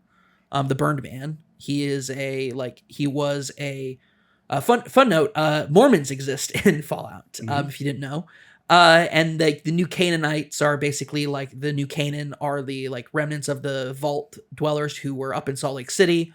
There's a lot more going on. They are also supposed to be like a main feature of Fallout Van Buren, New Van Buren, which was the like Fallout 3 like OG template. That was like impartial build when Black Isle Games closed. So there's a lot of interesting stuff about that. You basically are dealing with like a lot of like tribes, and it's pretty fascinating. I found it to be like a really engaging story. It's really about the idea of like faith and belief and redemption, but also like what happens when faith that is like one of the tribes has never dealt with conflict before. And so, but even though they're very powerful hunters, like they're very great, like strong hunters, they literally Yaogwai, the like super bears in Fallout. Yeah. They literally have a ritual where they like, in order to become a hunter, you have to kill a Yaogwai single-handedly, while hopped up on like basically like homemade chems that they make. Like they put you on like a vision journey, and after that you have to like kill a Yaogwai by yourself and like take a paw, and that like gives you like a bear arm fight thing that you can use. I didn't do that, or I didn't use that. So like I was going way more tactical with firearms in Honest Hearts because of the topography is you're in a canyon park. You're in the Zion National Park basically. Yeah. And so it's like, it's gorgeous. Like it's such a, like the Mojave Desert in New Vegas has such a tone to it and everything. Honest Hearts, the Zion National Park has such a brighter, like it's funny for me to say, but it's like the brighter shades of beige. It's very like still like kept pristine, and like there's a lot of like ambushes and stuff in that DLC. Like you're dealing with a tribe called the White Legs, who like destroyed New Canaan, the town that the Mormons were running, and scattered them to the wind. They waited like, it's shout out to all the old like prairie movies where they're like they waited till all the men had left, and all that were left were the infirm and the children, the women, and then they like massacred it. It's like, it's very old school cowboy. And that's like a big theme to it as well. Like this idea of like native tribes get played with a lot more than they do in other Fallout games, because technically tribes are non-vault groups. Like if you weren't in a vault, like if your society wasn't a vault group, you're considered a quote unquote tribal in the Fallout universe and their like terminology. But they really are touching on a lot of like old cowboy Native American type stuff that they're dealing with here. And it's really cool. You have to make certain decisions about like whether you want this passive tribe to evacuate or you want to train them up to be like fighters with you. And this entire time you're dealing with the former legate of Caesar's army who botched Hoover Dam, and for his failure was covered in pitch, lit on fire, and thrown into the Grand Canyon. And he survived. Mm-hmm. And in his own words, I survived because the fire inside of me burned brighter than the fire outside. And it's like, I'm sorry, what, dude? Like he, by pure force of will, this man survived 2 deaths and made his way back to New Canaan, where instead of, and the thing that surprised him, that he was like, I just wanted to die there. But he found out that like, as soon as they saw him and they recognized him as Joshua Graham, they brought him back home, and they helped him heal. And his arc is, this is a inherently violent man. This is an inherently violent, very like brutal, cunning man whose best friend basically made an example out of him and tried to murder him, and has sent assassins after him because the legend of the burned man exists, and Caesar Kaiser is afraid of that. The idea that like Joshua Graham could exist and live, he refuses to let anybody mention the burned man around him. And the whole reason that Caesar sends the White Legs to destroy New Canaan is because they helped Joshua Graham basically. And it's out of revenge. He's trying to kill Joshua Graham because he's afraid of him. Because he's afraid Joshua Graham's going to come back and kill him. And how do you kill somebody who you lit on fire and threw into the Grand Canyon? Like, how do you stop that? How do you deal with that? And Joshua Graham is such a powerful character, and just the voice actor, just absolutely nailing all of the lines. The mix of scripture and a post-apocalyptic wasteland that's not being done to like like ensorcel people. It's not being done to like convey to other people like, oh, like it's not, they're not acting like it's cultish. It's, this is a man giving you personal reflections, and some of those personal reflections include scripture. Him and Daniel, who's a missionary to the passive tribe, their passive kind of like when they're in their downtime animations are them pulling out like the Book of Mormon scripture and like reading it. It's just called scripture, the item, because you get one after you finish the DLC. But it's such a unique look at the idea of faith, redemption, forgiveness. I know that because the last time I played it, I helped Joshua Graham. Like we like duoed all the White Legs together. And then at the very end, the leader of the White Legs, who instigated all of it, like instigated the burning of New Canaan, Salt Upon Wounds is his name. And his tactic is to salt the earth. So like they salted the earth of New Canaan. Nothing's ever going to grow there again. He's just this devastating like raider leader who's trying to get into Caesar's Legion. He's trying to get his tribe inducted into Caesar's Legion. And the price of that is Joshua Graham's head. And so you can, when Salt Upon Wounds is bound and like is at Joshua Graham's mercy, you can convince Joshua Graham to let him live. Like he's been defeated. He's like lost his authority. He's a massive loser now. He'll be a pariah when he returns back to the Salt Lake. So like, let him go. And if you do that, that helps Joshua Graham find peace. If you do it this time around, I did it where I evacuated the passive tribe and didn't end up with any Joshua Graham like related ending, which is weird. But it's really more so he helps you out and is like your companion for the final mission, as you basically have to like go across all of Zion National Park and fight ambushes, save members of the tribes, and the entire Dead Horse tribe, which is the tribe that Joshua Graham is aligned with at the beginning of the DLC. They're fighting alongside you as well. It's a really cool DLC. It's a really cool story. It ties directly into kind of like a lot of the lore inherent in kind of like the Caesar Legion section of New Vegas. It ties directly into like the history of New Vegas before your character gets there. It's a really cool DLC to do that. Also, they really fuck you over because they say because you're traveling a long way, because you're traveling from Vegas to New Zion or to Zion National Park, you're going with the Happy Smile Caravan. You're only allowed to take 100 pounds of equipment with you.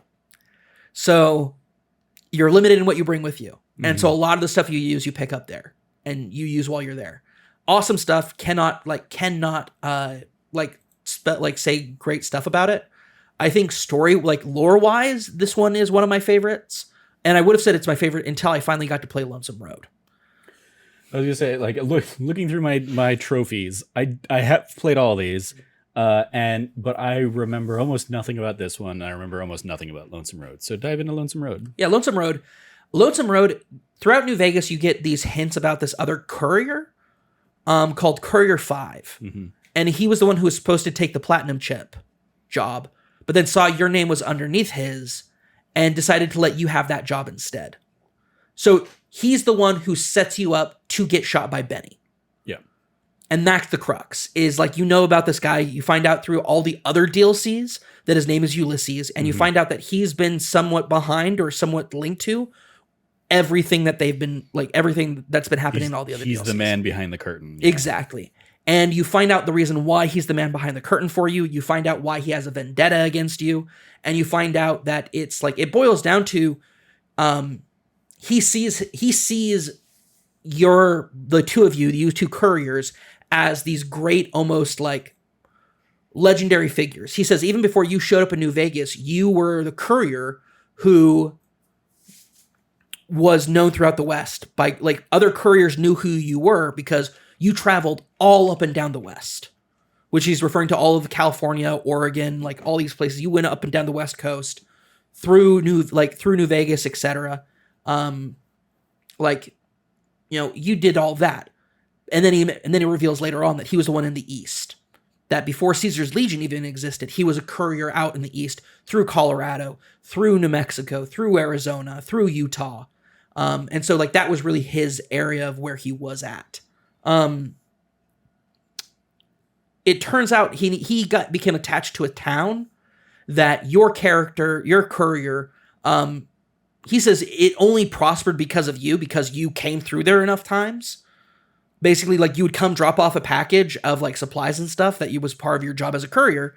And it's something that like your dialogue basically shows like your courier has never really thought about that.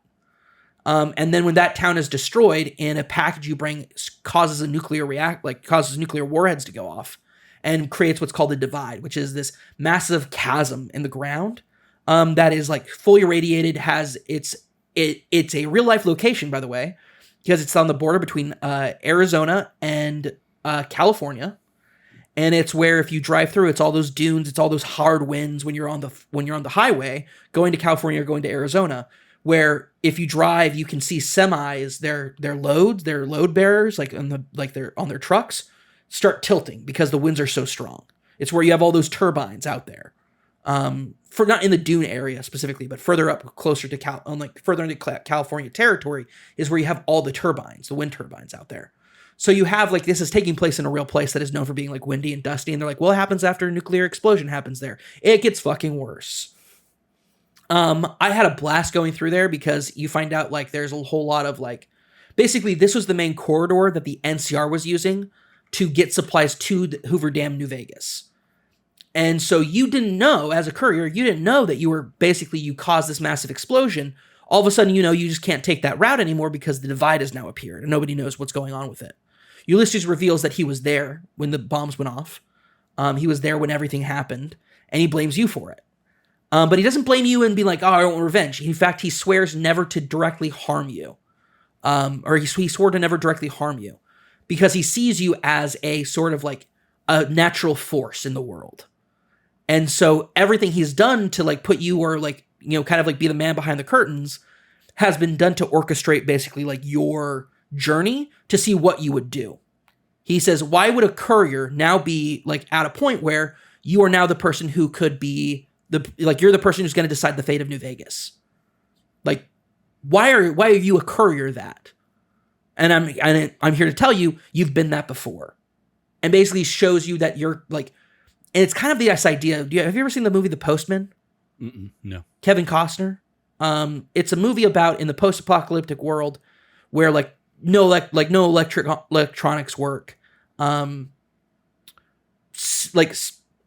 and like civilizations are all torn up and they don't have any way to communicate with each other until Kevin Costner shows up as like the Pony Express or like U.S. Postal Service, basically. Like, hi, I'm from the U.S. Postal Service. I have some mail here. And he gets a whole group of people to do that, interconnected. He gets involved in a conflict with a Raider general, and it leads to a conflict that like ends up like being the crux of the movie. But this idea is that with these disjointed communities that don't basically have like Waterworld but on land. Yes. Except in Waterworld he wasn't a courier, he was just he had gills so he could go down and grab dirt and bring it back up and trade for it. He was a trader, not a courier. Yeah. Instead of giving people letters, he's giving people dirt. That's selling people. I would say, selling people dirt. Yeah, I would say more valuable. Oh, and in Waterworld for sure. Yeah. In Waterworld, he was far more important. Actually, no, that's not true. In the Postman, they make it very clear that communication was so super important to like keep these communities together. So it shows kind of like Postman is basically like Dying Light. Yeah, Dying Light 2, where you're like, where are you doing that? So the specifically Dying Light 2. Yeah, that's right. This idea of this courier as like you're the one that like you help towns thrive, like you help these communities thrive. And Ulysses especially was like, this was a special place. It was like going to be the birth of a new nation. It was like it was a new nation taking its first breath, and it was the first time that Ulysses in his entire life had felt hope. And so taking away that hope through your unknowing action of like causing these warheads to go off. Ulysses basically sets you up for, you have to go through this entire long area that is really fucking cool. It's unlike anywhere else in the game. It's so well done. You have this highway that you travel down. It is just such it's so wildly different. And also the enemies you're fighting are just different enemies now. You have these like irradiated ghouls who some of them are in NCR gear, but a lot of them are called marked men. And they're basically, you think at one point, because you start fighting with like Legion stuff, you're like, oh, these guys are like Legion affiliated. Turns out They just did that. They built like a lot of their boss enemies for that, the marked men. They craft like a legate helmet, and Ulysses reveals that they don't carve it at, like, they don't make it because they want to honor the Legion. They make it because they need something to hold on to remember how much they hate people. They hate the Legion. They hate the NCR. They hate it. So they wear the symbols to remind themselves that they hate it, so that they survive, because otherwise they'll die. Because they need something to cling on to. And so you're fighting these raving madmen who have like some of their gears like has like license plates strapped to it for armor. You fight there's a bunch of death claws here. And on top of that, you have a new group of enemies called Delvers. And these are a new species that Ulysses reveals will one day make their way to New Vegas. And they'll come from underground. And so a lot of people, like, I didn't realize it, but a lot of people who were like theorizing that at the end of the Fallout show, it shows kind of New Vegas not in a great way. A lot of people were saying, well, if the Delvers got there, then yeah, New Vegas would be fucked. So I don't know. It depends. I don't know what's going to happen in the show, but like my experience with the Delvers are, they're little mini bastards who deserve to get their asses kicked because they show up at inopportune times and they fucking suck because they can disappear into the map. And then they'll pop out again when you have your back turned to them. So like worse mole rats. Oh, way worse mole rats. Way worse mole rats. Mole rats, I would take 1,000,000 mole rats over 10 Delvers. They're little assholes, and I fucking hate them, but they're also kind of adorable. They're kind of a cute design in a little, like, kind of horrific post-apocalyptic goblin sort of way.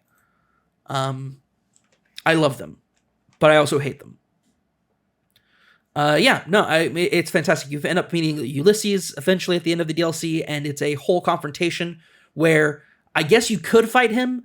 I convinced him to that, hey, fuck you for doing all of this. Like, you did a lot of nasty shit. Fuck you. But also, like, who's to say New Vegas can't be that place? I'll make it, like, now that I know I have this ability to, like, make these communities prosper, I'll do that in Vegas. And somehow that convinced him to, like, he's like, well, I set this up as, like, even if you killed me, the marked men would come in here and try and kill you. So I guess we have to fight the marked men out of here. And so my epilogue was, like, Ulysses stays in the Divide. And I'm like, okay, cool. Bye, Ulysses. Like, it was fun learning about this like personal history of mine that I didn't know that I had. But now I'm back in New Vegas, and now it's time to kind of like wrap up quests and kind of finish out. I'm doing the House Always Wins, so I'm siding with Mr. House, as in all my canon playthroughs. Sure. Because I don't fucking trust Yes Man. That being said, it is solidified to me that New Vegas is with including all of its DLCs is one of the greatest games ever made.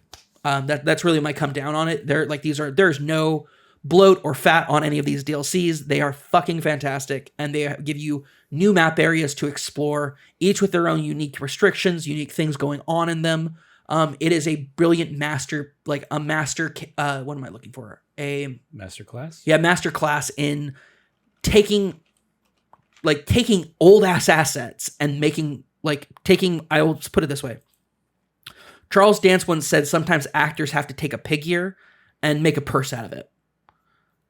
Basically detailing like how hard it is to take something like a pig ear and make it into a purse. To make it into like a pouch, basically. If you were trying to sew that. And he refers to that as acting with a bad script, right? Obsidian did that. They made a purse out of a pig's ear with assets that were, granted, already pre-made, but doing so much with these assets that I think just blows Fallout 3, in my opinion, out of the water. So. All right. Very cool. I'm looking at it, and it's $20 on Steam, so yeah, maybe I'll pick it up and actually hop into that after finishing up my last game of the day. Is that all the DLCs and everything with it? Yeah, it's basically the ultimate bundle is $20 on Steam. It's super worth it. I honestly think I have only like a small list of mods that I use that just up-res the textures and like prevent crashing. But other than that, like the game's fantastic. It still crashes on me. Like it's an old ass game that crashes. It happens. Sure. But it's great. Cool. Excellent. I'm glad you're having a great time with it. Yay for a year of Fallout fun.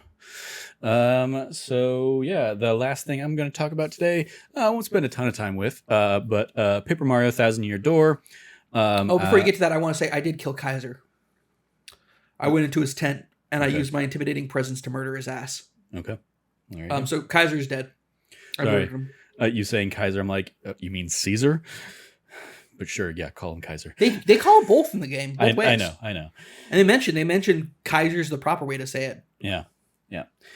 All right, pedant. Yes, Paper Mario Thousand Year Door.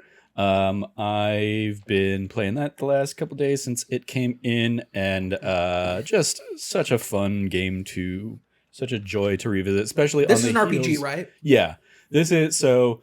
In the lineage of like the Mario RPGs, it was Super Mario RPG for the Super Nintendo. Then the N64 had the original Paper Mario, and then the GameCube had Paper Mario: The Thousand Year Door.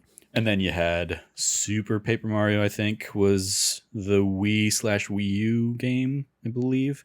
Or maybe Paper Mario, like, I don't know. Yeah, basically, yes. So this was RPG, kind of a spiritual successor to Legend of the Seven Stars, aka Super Mario RPG.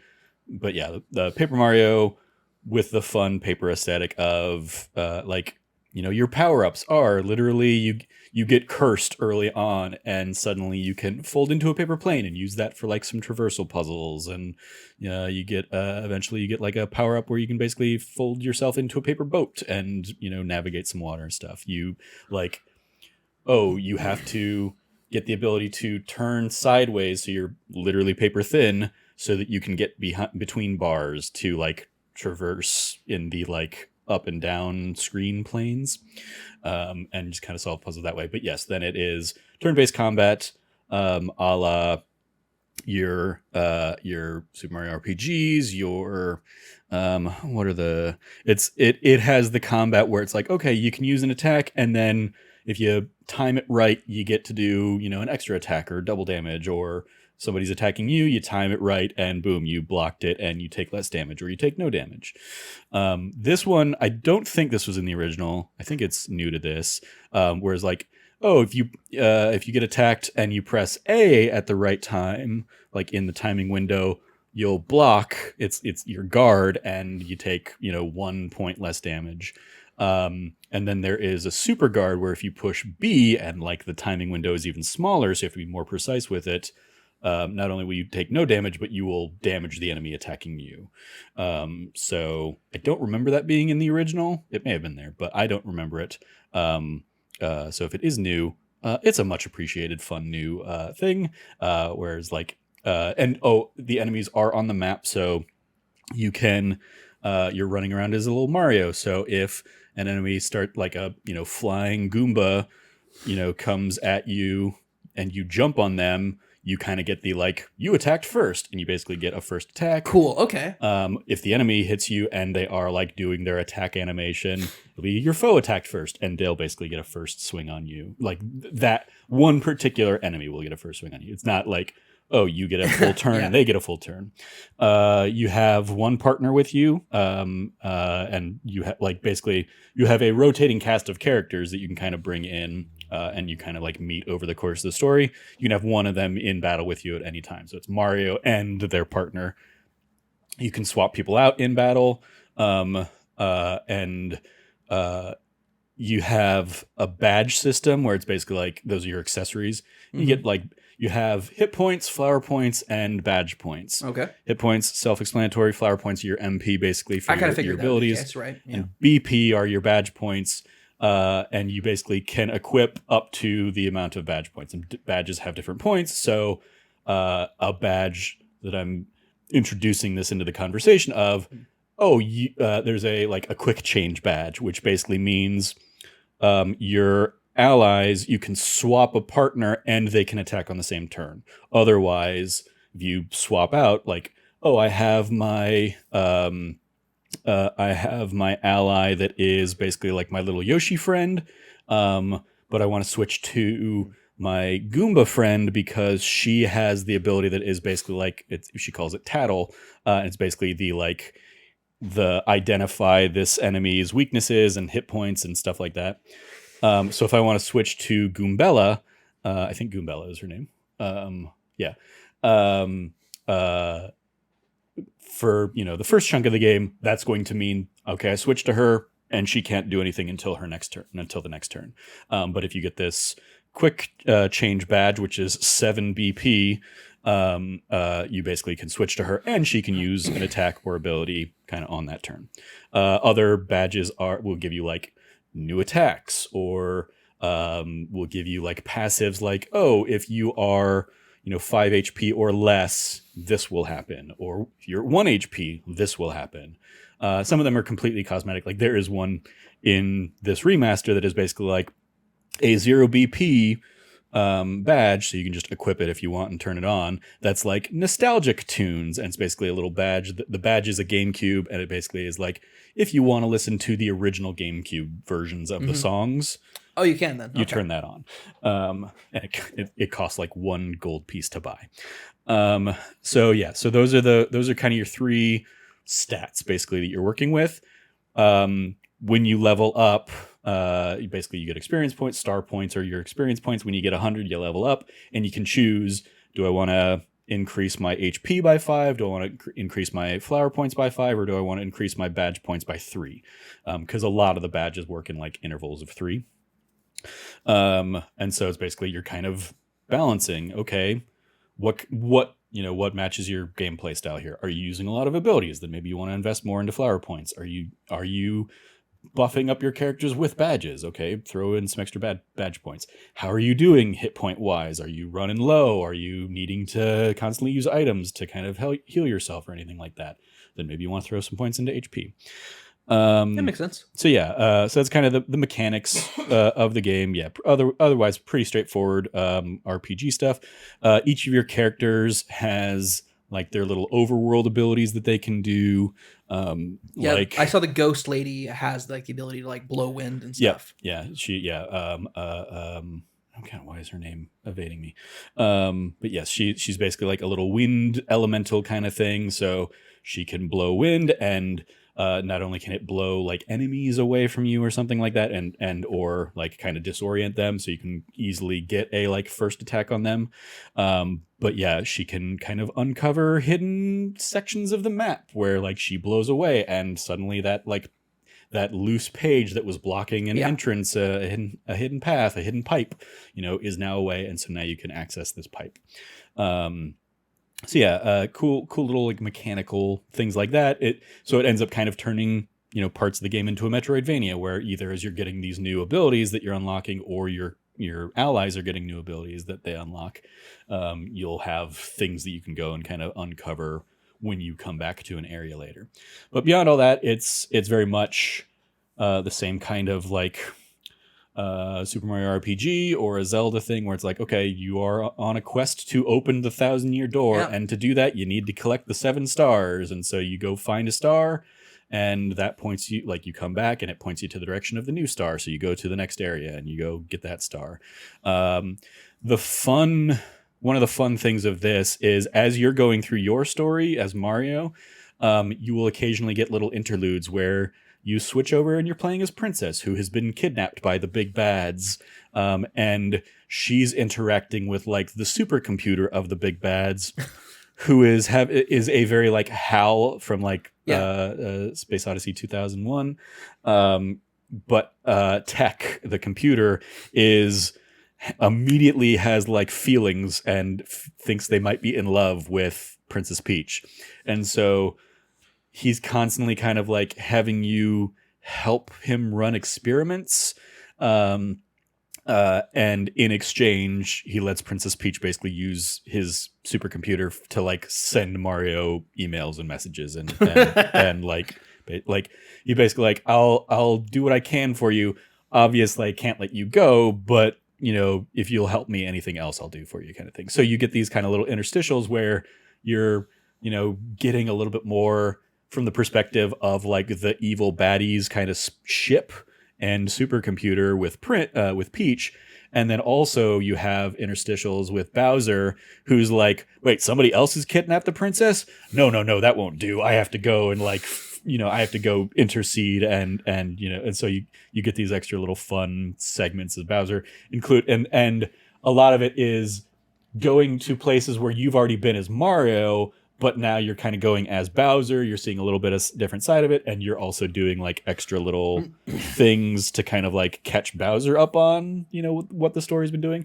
But they also play with fun little things. Like they do kind of a inversion of like level 1-1 from the original Super Mario, where as Bowser you're running through this area and there are some bricks you can catch, and instead of a mushroom you knock out like basically like the cartoony piece of pot roast that's like just meat and bone sticking out, and you eat that and Bowser gets big. And then you like eat another one, and so it's like super Bowser, and then you just are like plowing through bricks and enemies and stuff like that, and you're like you can you can jump on people just like Mario can, or you can breathe fire and like toast them kind of thing. And so there are fun little like levels like that the game gives you to kind of like switch up the gameplay a little bit. But yeah, by and large it is an RPG where you are on a quest to find these stars. And you just are constantly meeting like a fun, colorful cast of characters. I will shout out in the original version of Paper Mario Thousand Year Door, one of the kind of enemy groups you meet, they're called the three Shadow Sisters, I think. In the original version of the game, one of them, light spoilers, ends up kind of turning good and joining your party and becoming a party member, Vivian. In the original game, they were kind of treated as like just a little punching bag among like the other two sisters and stuff like that. And it wasn't until probably a little bit more of the internet age that people started to realize that like the original Japanese arc for that character was she is a trans character. Oh yeah, I remember reading about this. Yes. And so shout out to the localization of this one, basically restoring her trans status. Awesome. And already, like, I haven't gotten like the big kind of scene where she like out and out confirms that, like, I think she basically says something to the effect of like, I just started feeling like I wasn't really their brother. I was much more their sister, of my sisters, the sister of my sisters kind of thing. But already I've gotten a little bit of dialogue where like she like, cause it's a cute little Mario game, but so they have like a lot of little banter, and the first time you encounter them, they're like, all right, Vivian, where's the picture of that mustachioed man that we're supposed to be hunting down? You said it was too important. I don't have it. You said you were going to have it, and you walk up, and because they don't have the reference picture of you, they're just like, leave us alone. We're dealing with this. Like, and then you walk away, and they find it eventually. Like, oh dang it was that guy. But so like when you kind of interact with them in that little sequence of events, Vivian says something to the effect of like, we're the three Shadow Sisters, and the older sisters like, I said we're just the three shadows. Like the three Shadow Sisters, we don't need that familiar relationship, thrown in the mix. We're just the three shadows. And Vivian kind of has this line of like, I'm sorry, but I really like it when you refer to me as like when we refer to ourselves as sisters. And so it's kind of like subtly laying the seed for that that character moment. So yeah, shout out to kind of the 2024 people kind of working on updating and revitalizing the localization to kind of restore this trans character back into the Nintendo kind of hierarchy of characters, and grand old piss off to the stupid people that you would expect to be pissed off about that kind of thing. Oh, okay. About that kind of thing. Giant assholes who it really doesn't bother them it wouldn't bother them whatsoever if they didn't make it part of their agenda. Yeah, exactly. Okay. Yeah, fuck those people. But yes, shout out to Vivian kind of having her trans nature restored in this, and not just being a character who was just bullied for unspecified reasons in the original. So far I've gotten the third star so far. I'm basically in the area now for the fourth of 7, and I'm just having a grand old time, kind of just revisiting this. A lot of it's coming back to me. It's obviously got updated visuals and stuff like that. But yeah, just it feels like I remember the game being. And this is a hot take, because I know there are going to be people who are your Double Dash fans or your Smash Brothers Brawl fans, but I would argue this is the best game that was on the GameCube, and so it's nice to finally be here. It's nice to be jumping in and playing this one again. So, to quote the phrase for Super Smash Brothers on the Switch, everybody's here. Yeah. I don't understand people who would not say Super Smash Brothers Ultimate isn't the best Smash game, but I know they just listen. There's some Melee people out there that they'll, in order for them to believe Melee is not the best game, they'd first have to take a shower. There you go. That's a big ask for those folks. And while I, unlike Cameron, am a big fan of Wind Waker, I would argue this is still a better GameCube game. So, well, there you go. Yeah. And easily better than Super Mario Sunshine. Oh my god. Yeah, shout out to Andy Cortez for playing Super Mario Sunshine. And for suffering through it so the rest of us don't have to. Yep, so the rest of us can reconfirm that it is in fact a terrible Mario game. Yeah. So especially like getting this off the heels of last year's Super Mario RPG, this is just like a lovely, delightful time. And I'll also say I didn't throw it into the mix of things to talk about, but in between some of these other things, I've also been playing the Princess Peach Showtime game. Yeah. It hasn't been wowing me. That's generally what I've been hearing from folks. It is like, especially playing it or thinking on it now that I'm playing through Paper Mario Thousand Year Door, which is telling adult jokes, and it isn't like it's not a game geared towards 5-year-olds, which is what Princess Peach Showtime feels like. Princess Peach Showtime feels like it is so dumbed down and so simple that it's like, okay, yeah, I get that if I had a kid and like gave this to my kid as a first experience or something like, or just as a game to play with the Mario characters, it'd be fun. But I'm definitely let down in terms of like not even the challenge, because it can be challenging if you really want to like 100% each of the areas and get like all of the 10 stars in Princess Peach Showtime.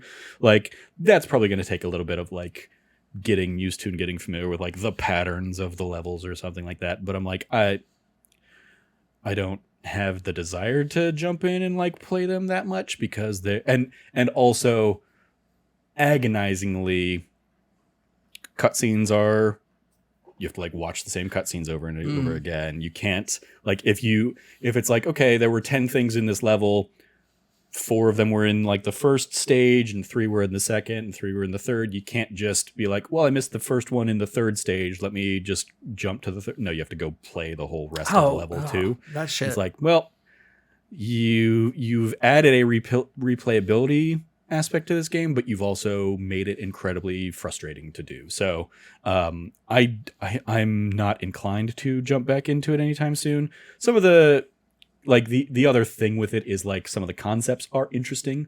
Like, oh, you get like a Sherlock Holmes-esque Peach, and it's like, oh, cool. Hey, there's not really a lot of combat in this one. It's much more go around this area and like solve the clues and do little puzzly things. But then you also have like Sword Fighter Peach, and it is much more like hack and slash through some areas and stuff like that. So there's some cool like different vibes. Like there's a Chef Peach, and it's just kind of cooking mini games and stuff like that. Much more a la like Mario Party mini games of like, okay, frost the cake matching the pattern that we're going to give you kind of thing, but you only have a certain time frame to do it. So there's like a cool, interesting like variety to the gameplay in this, but it's so far more misses than hits in terms of like enjoying that variety. It's like, it is far too much reminding me of the brief little bit of Balan Wonderworld I played. Mm-hmm. And that is on a scale, like that is probably the biggest 2 out of 10 game I can think of where it's not broken, but it's terrible. It is the worst possible I remember thing you telling me without about it. being Yeah, broken. I remember when we did that episode where you went over it. It It's feels bad. like it's that, but with like a little bit more Mario love or like Nintendo love and care to it. But it feels like it's kind of targeting like that same audience of like, hey, we want this to be a really simple experience that anybody can jump in and play.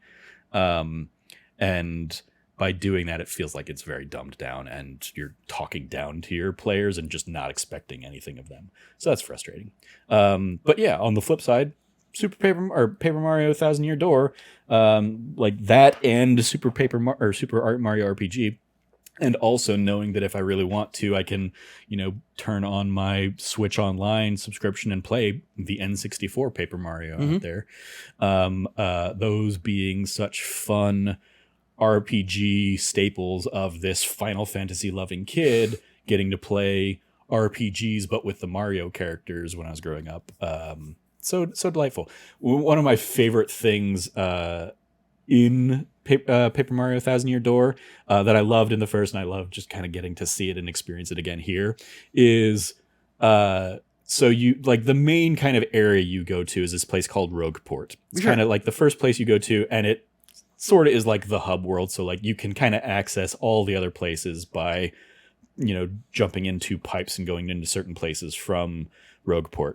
So you constantly are coming back to it to kind of like, turn in the star and figure out where the next star is going to be. And each time you come back, you can find Luigi there, who's going off on his own adventure off camera, basically. And he, much like you, will always have like a little partner character behind him. And you can talk to him and it'll be like, oh, do you want to hear what I've been up to? I'm trying to save the Princess Eclair from the Plumville, kingdom or something like that. And you can basically kind of stay up to date on his adventure as you're going. And it's very like high tongue in cheek, references to like your own, the things you're doing in your own adventure. And the fun thing is like you go and talk to him and he kind of tells his version of events, and you go and talk to like the partner character and he's like, he is lying. He completely screwed something up. Like the first one you'll encounter, he'll be telling you about this blooper that this blooper friend he made, the white torpedo. And we were facing off an enemy in a volcano, and but I saw the enemy's weak point, and I said, you gotta get him, white torpedo, and I launched him, and he did it, and we saved the day. And then this whole time you're watching and saying, this blooper that is behind you, very distinctly more orange than white. And you talk to the blooper and like, Luigi is lying, and I am following him to basically curse him till the day he dies, because he launched me, but he launched me into the volcano and I got fried and toasted, and I am not happy about it. And that's, so you get that's why he's orange, is because he's been dipped in lava and he's much more a fried squid than a, blooper squid at these days. And so you kind of get like, each time, like the second time you come back, there's like a little Bob-omb character behind him, and he kind of has his own little narrative of what's going on and like why he's now following Luigi. And so like while your party is much more like joining you to do their own personal quest or help Mario save the day and kind of go on this adventure, you very much get the like, well, Luigi doing a Luigi thing and kind of getting the little fun tidbits of what his story is going on and being on the side. So I still love that. That's always been one of my favorite aspects of this game, and it's just fun being able to enjoy it here as well. It's just getting into that world, right? Like getting deeper into that world. Yeah, indeed. It's cool. So yeah, shout out to Paper Mario and the Thousand Year Door. And I think that is going to do it for this episode. Thank you, Cam, for joining me to chat all the fun things. Nice little jam-packed episode. Thank God we didn't go see Furiosa. Right? And add Holy another shit. hour spoiler cast onto this mix. You can follow Cameron at Rev Cabot, 2 B's and 2 T's. Anything you give a shout out to there, Cam? Yeah, I want to give a massive shout out to That D Plus show. We just recently did one where we watched Doctor Who, and just like we went full Whovian on that podcast. So go check that out. I'm excited too, because like know we're going to be coming up to the season finale for it, like wrapping up this entire first season on Disney Plus. And with this week's episode, which I heard you watching last night, like we're already halfway through the 8 episodes that are coming out this season. And I have the 9th was like the Church on Ruby Road stuff. This one is the 73 yards. Yeah, 73 yards. It was just. Yeah, we should. Yeah. When we're done recording, we should just chat about it. Yeah, I feel good about that. Thoughts on because I want to talk to somebody about it. So unfortunately, that won't be a podcast. But go watch us talk about the rest of it. We'll talk about it. When the season's done, we'll kind of circle back and talk about our thoughts on the later half of the season. But cool. You follow me at Trevor J. Starkey. And since really this and that D Plus show are the only things we're really doing these days, I pretty much echo that shout out.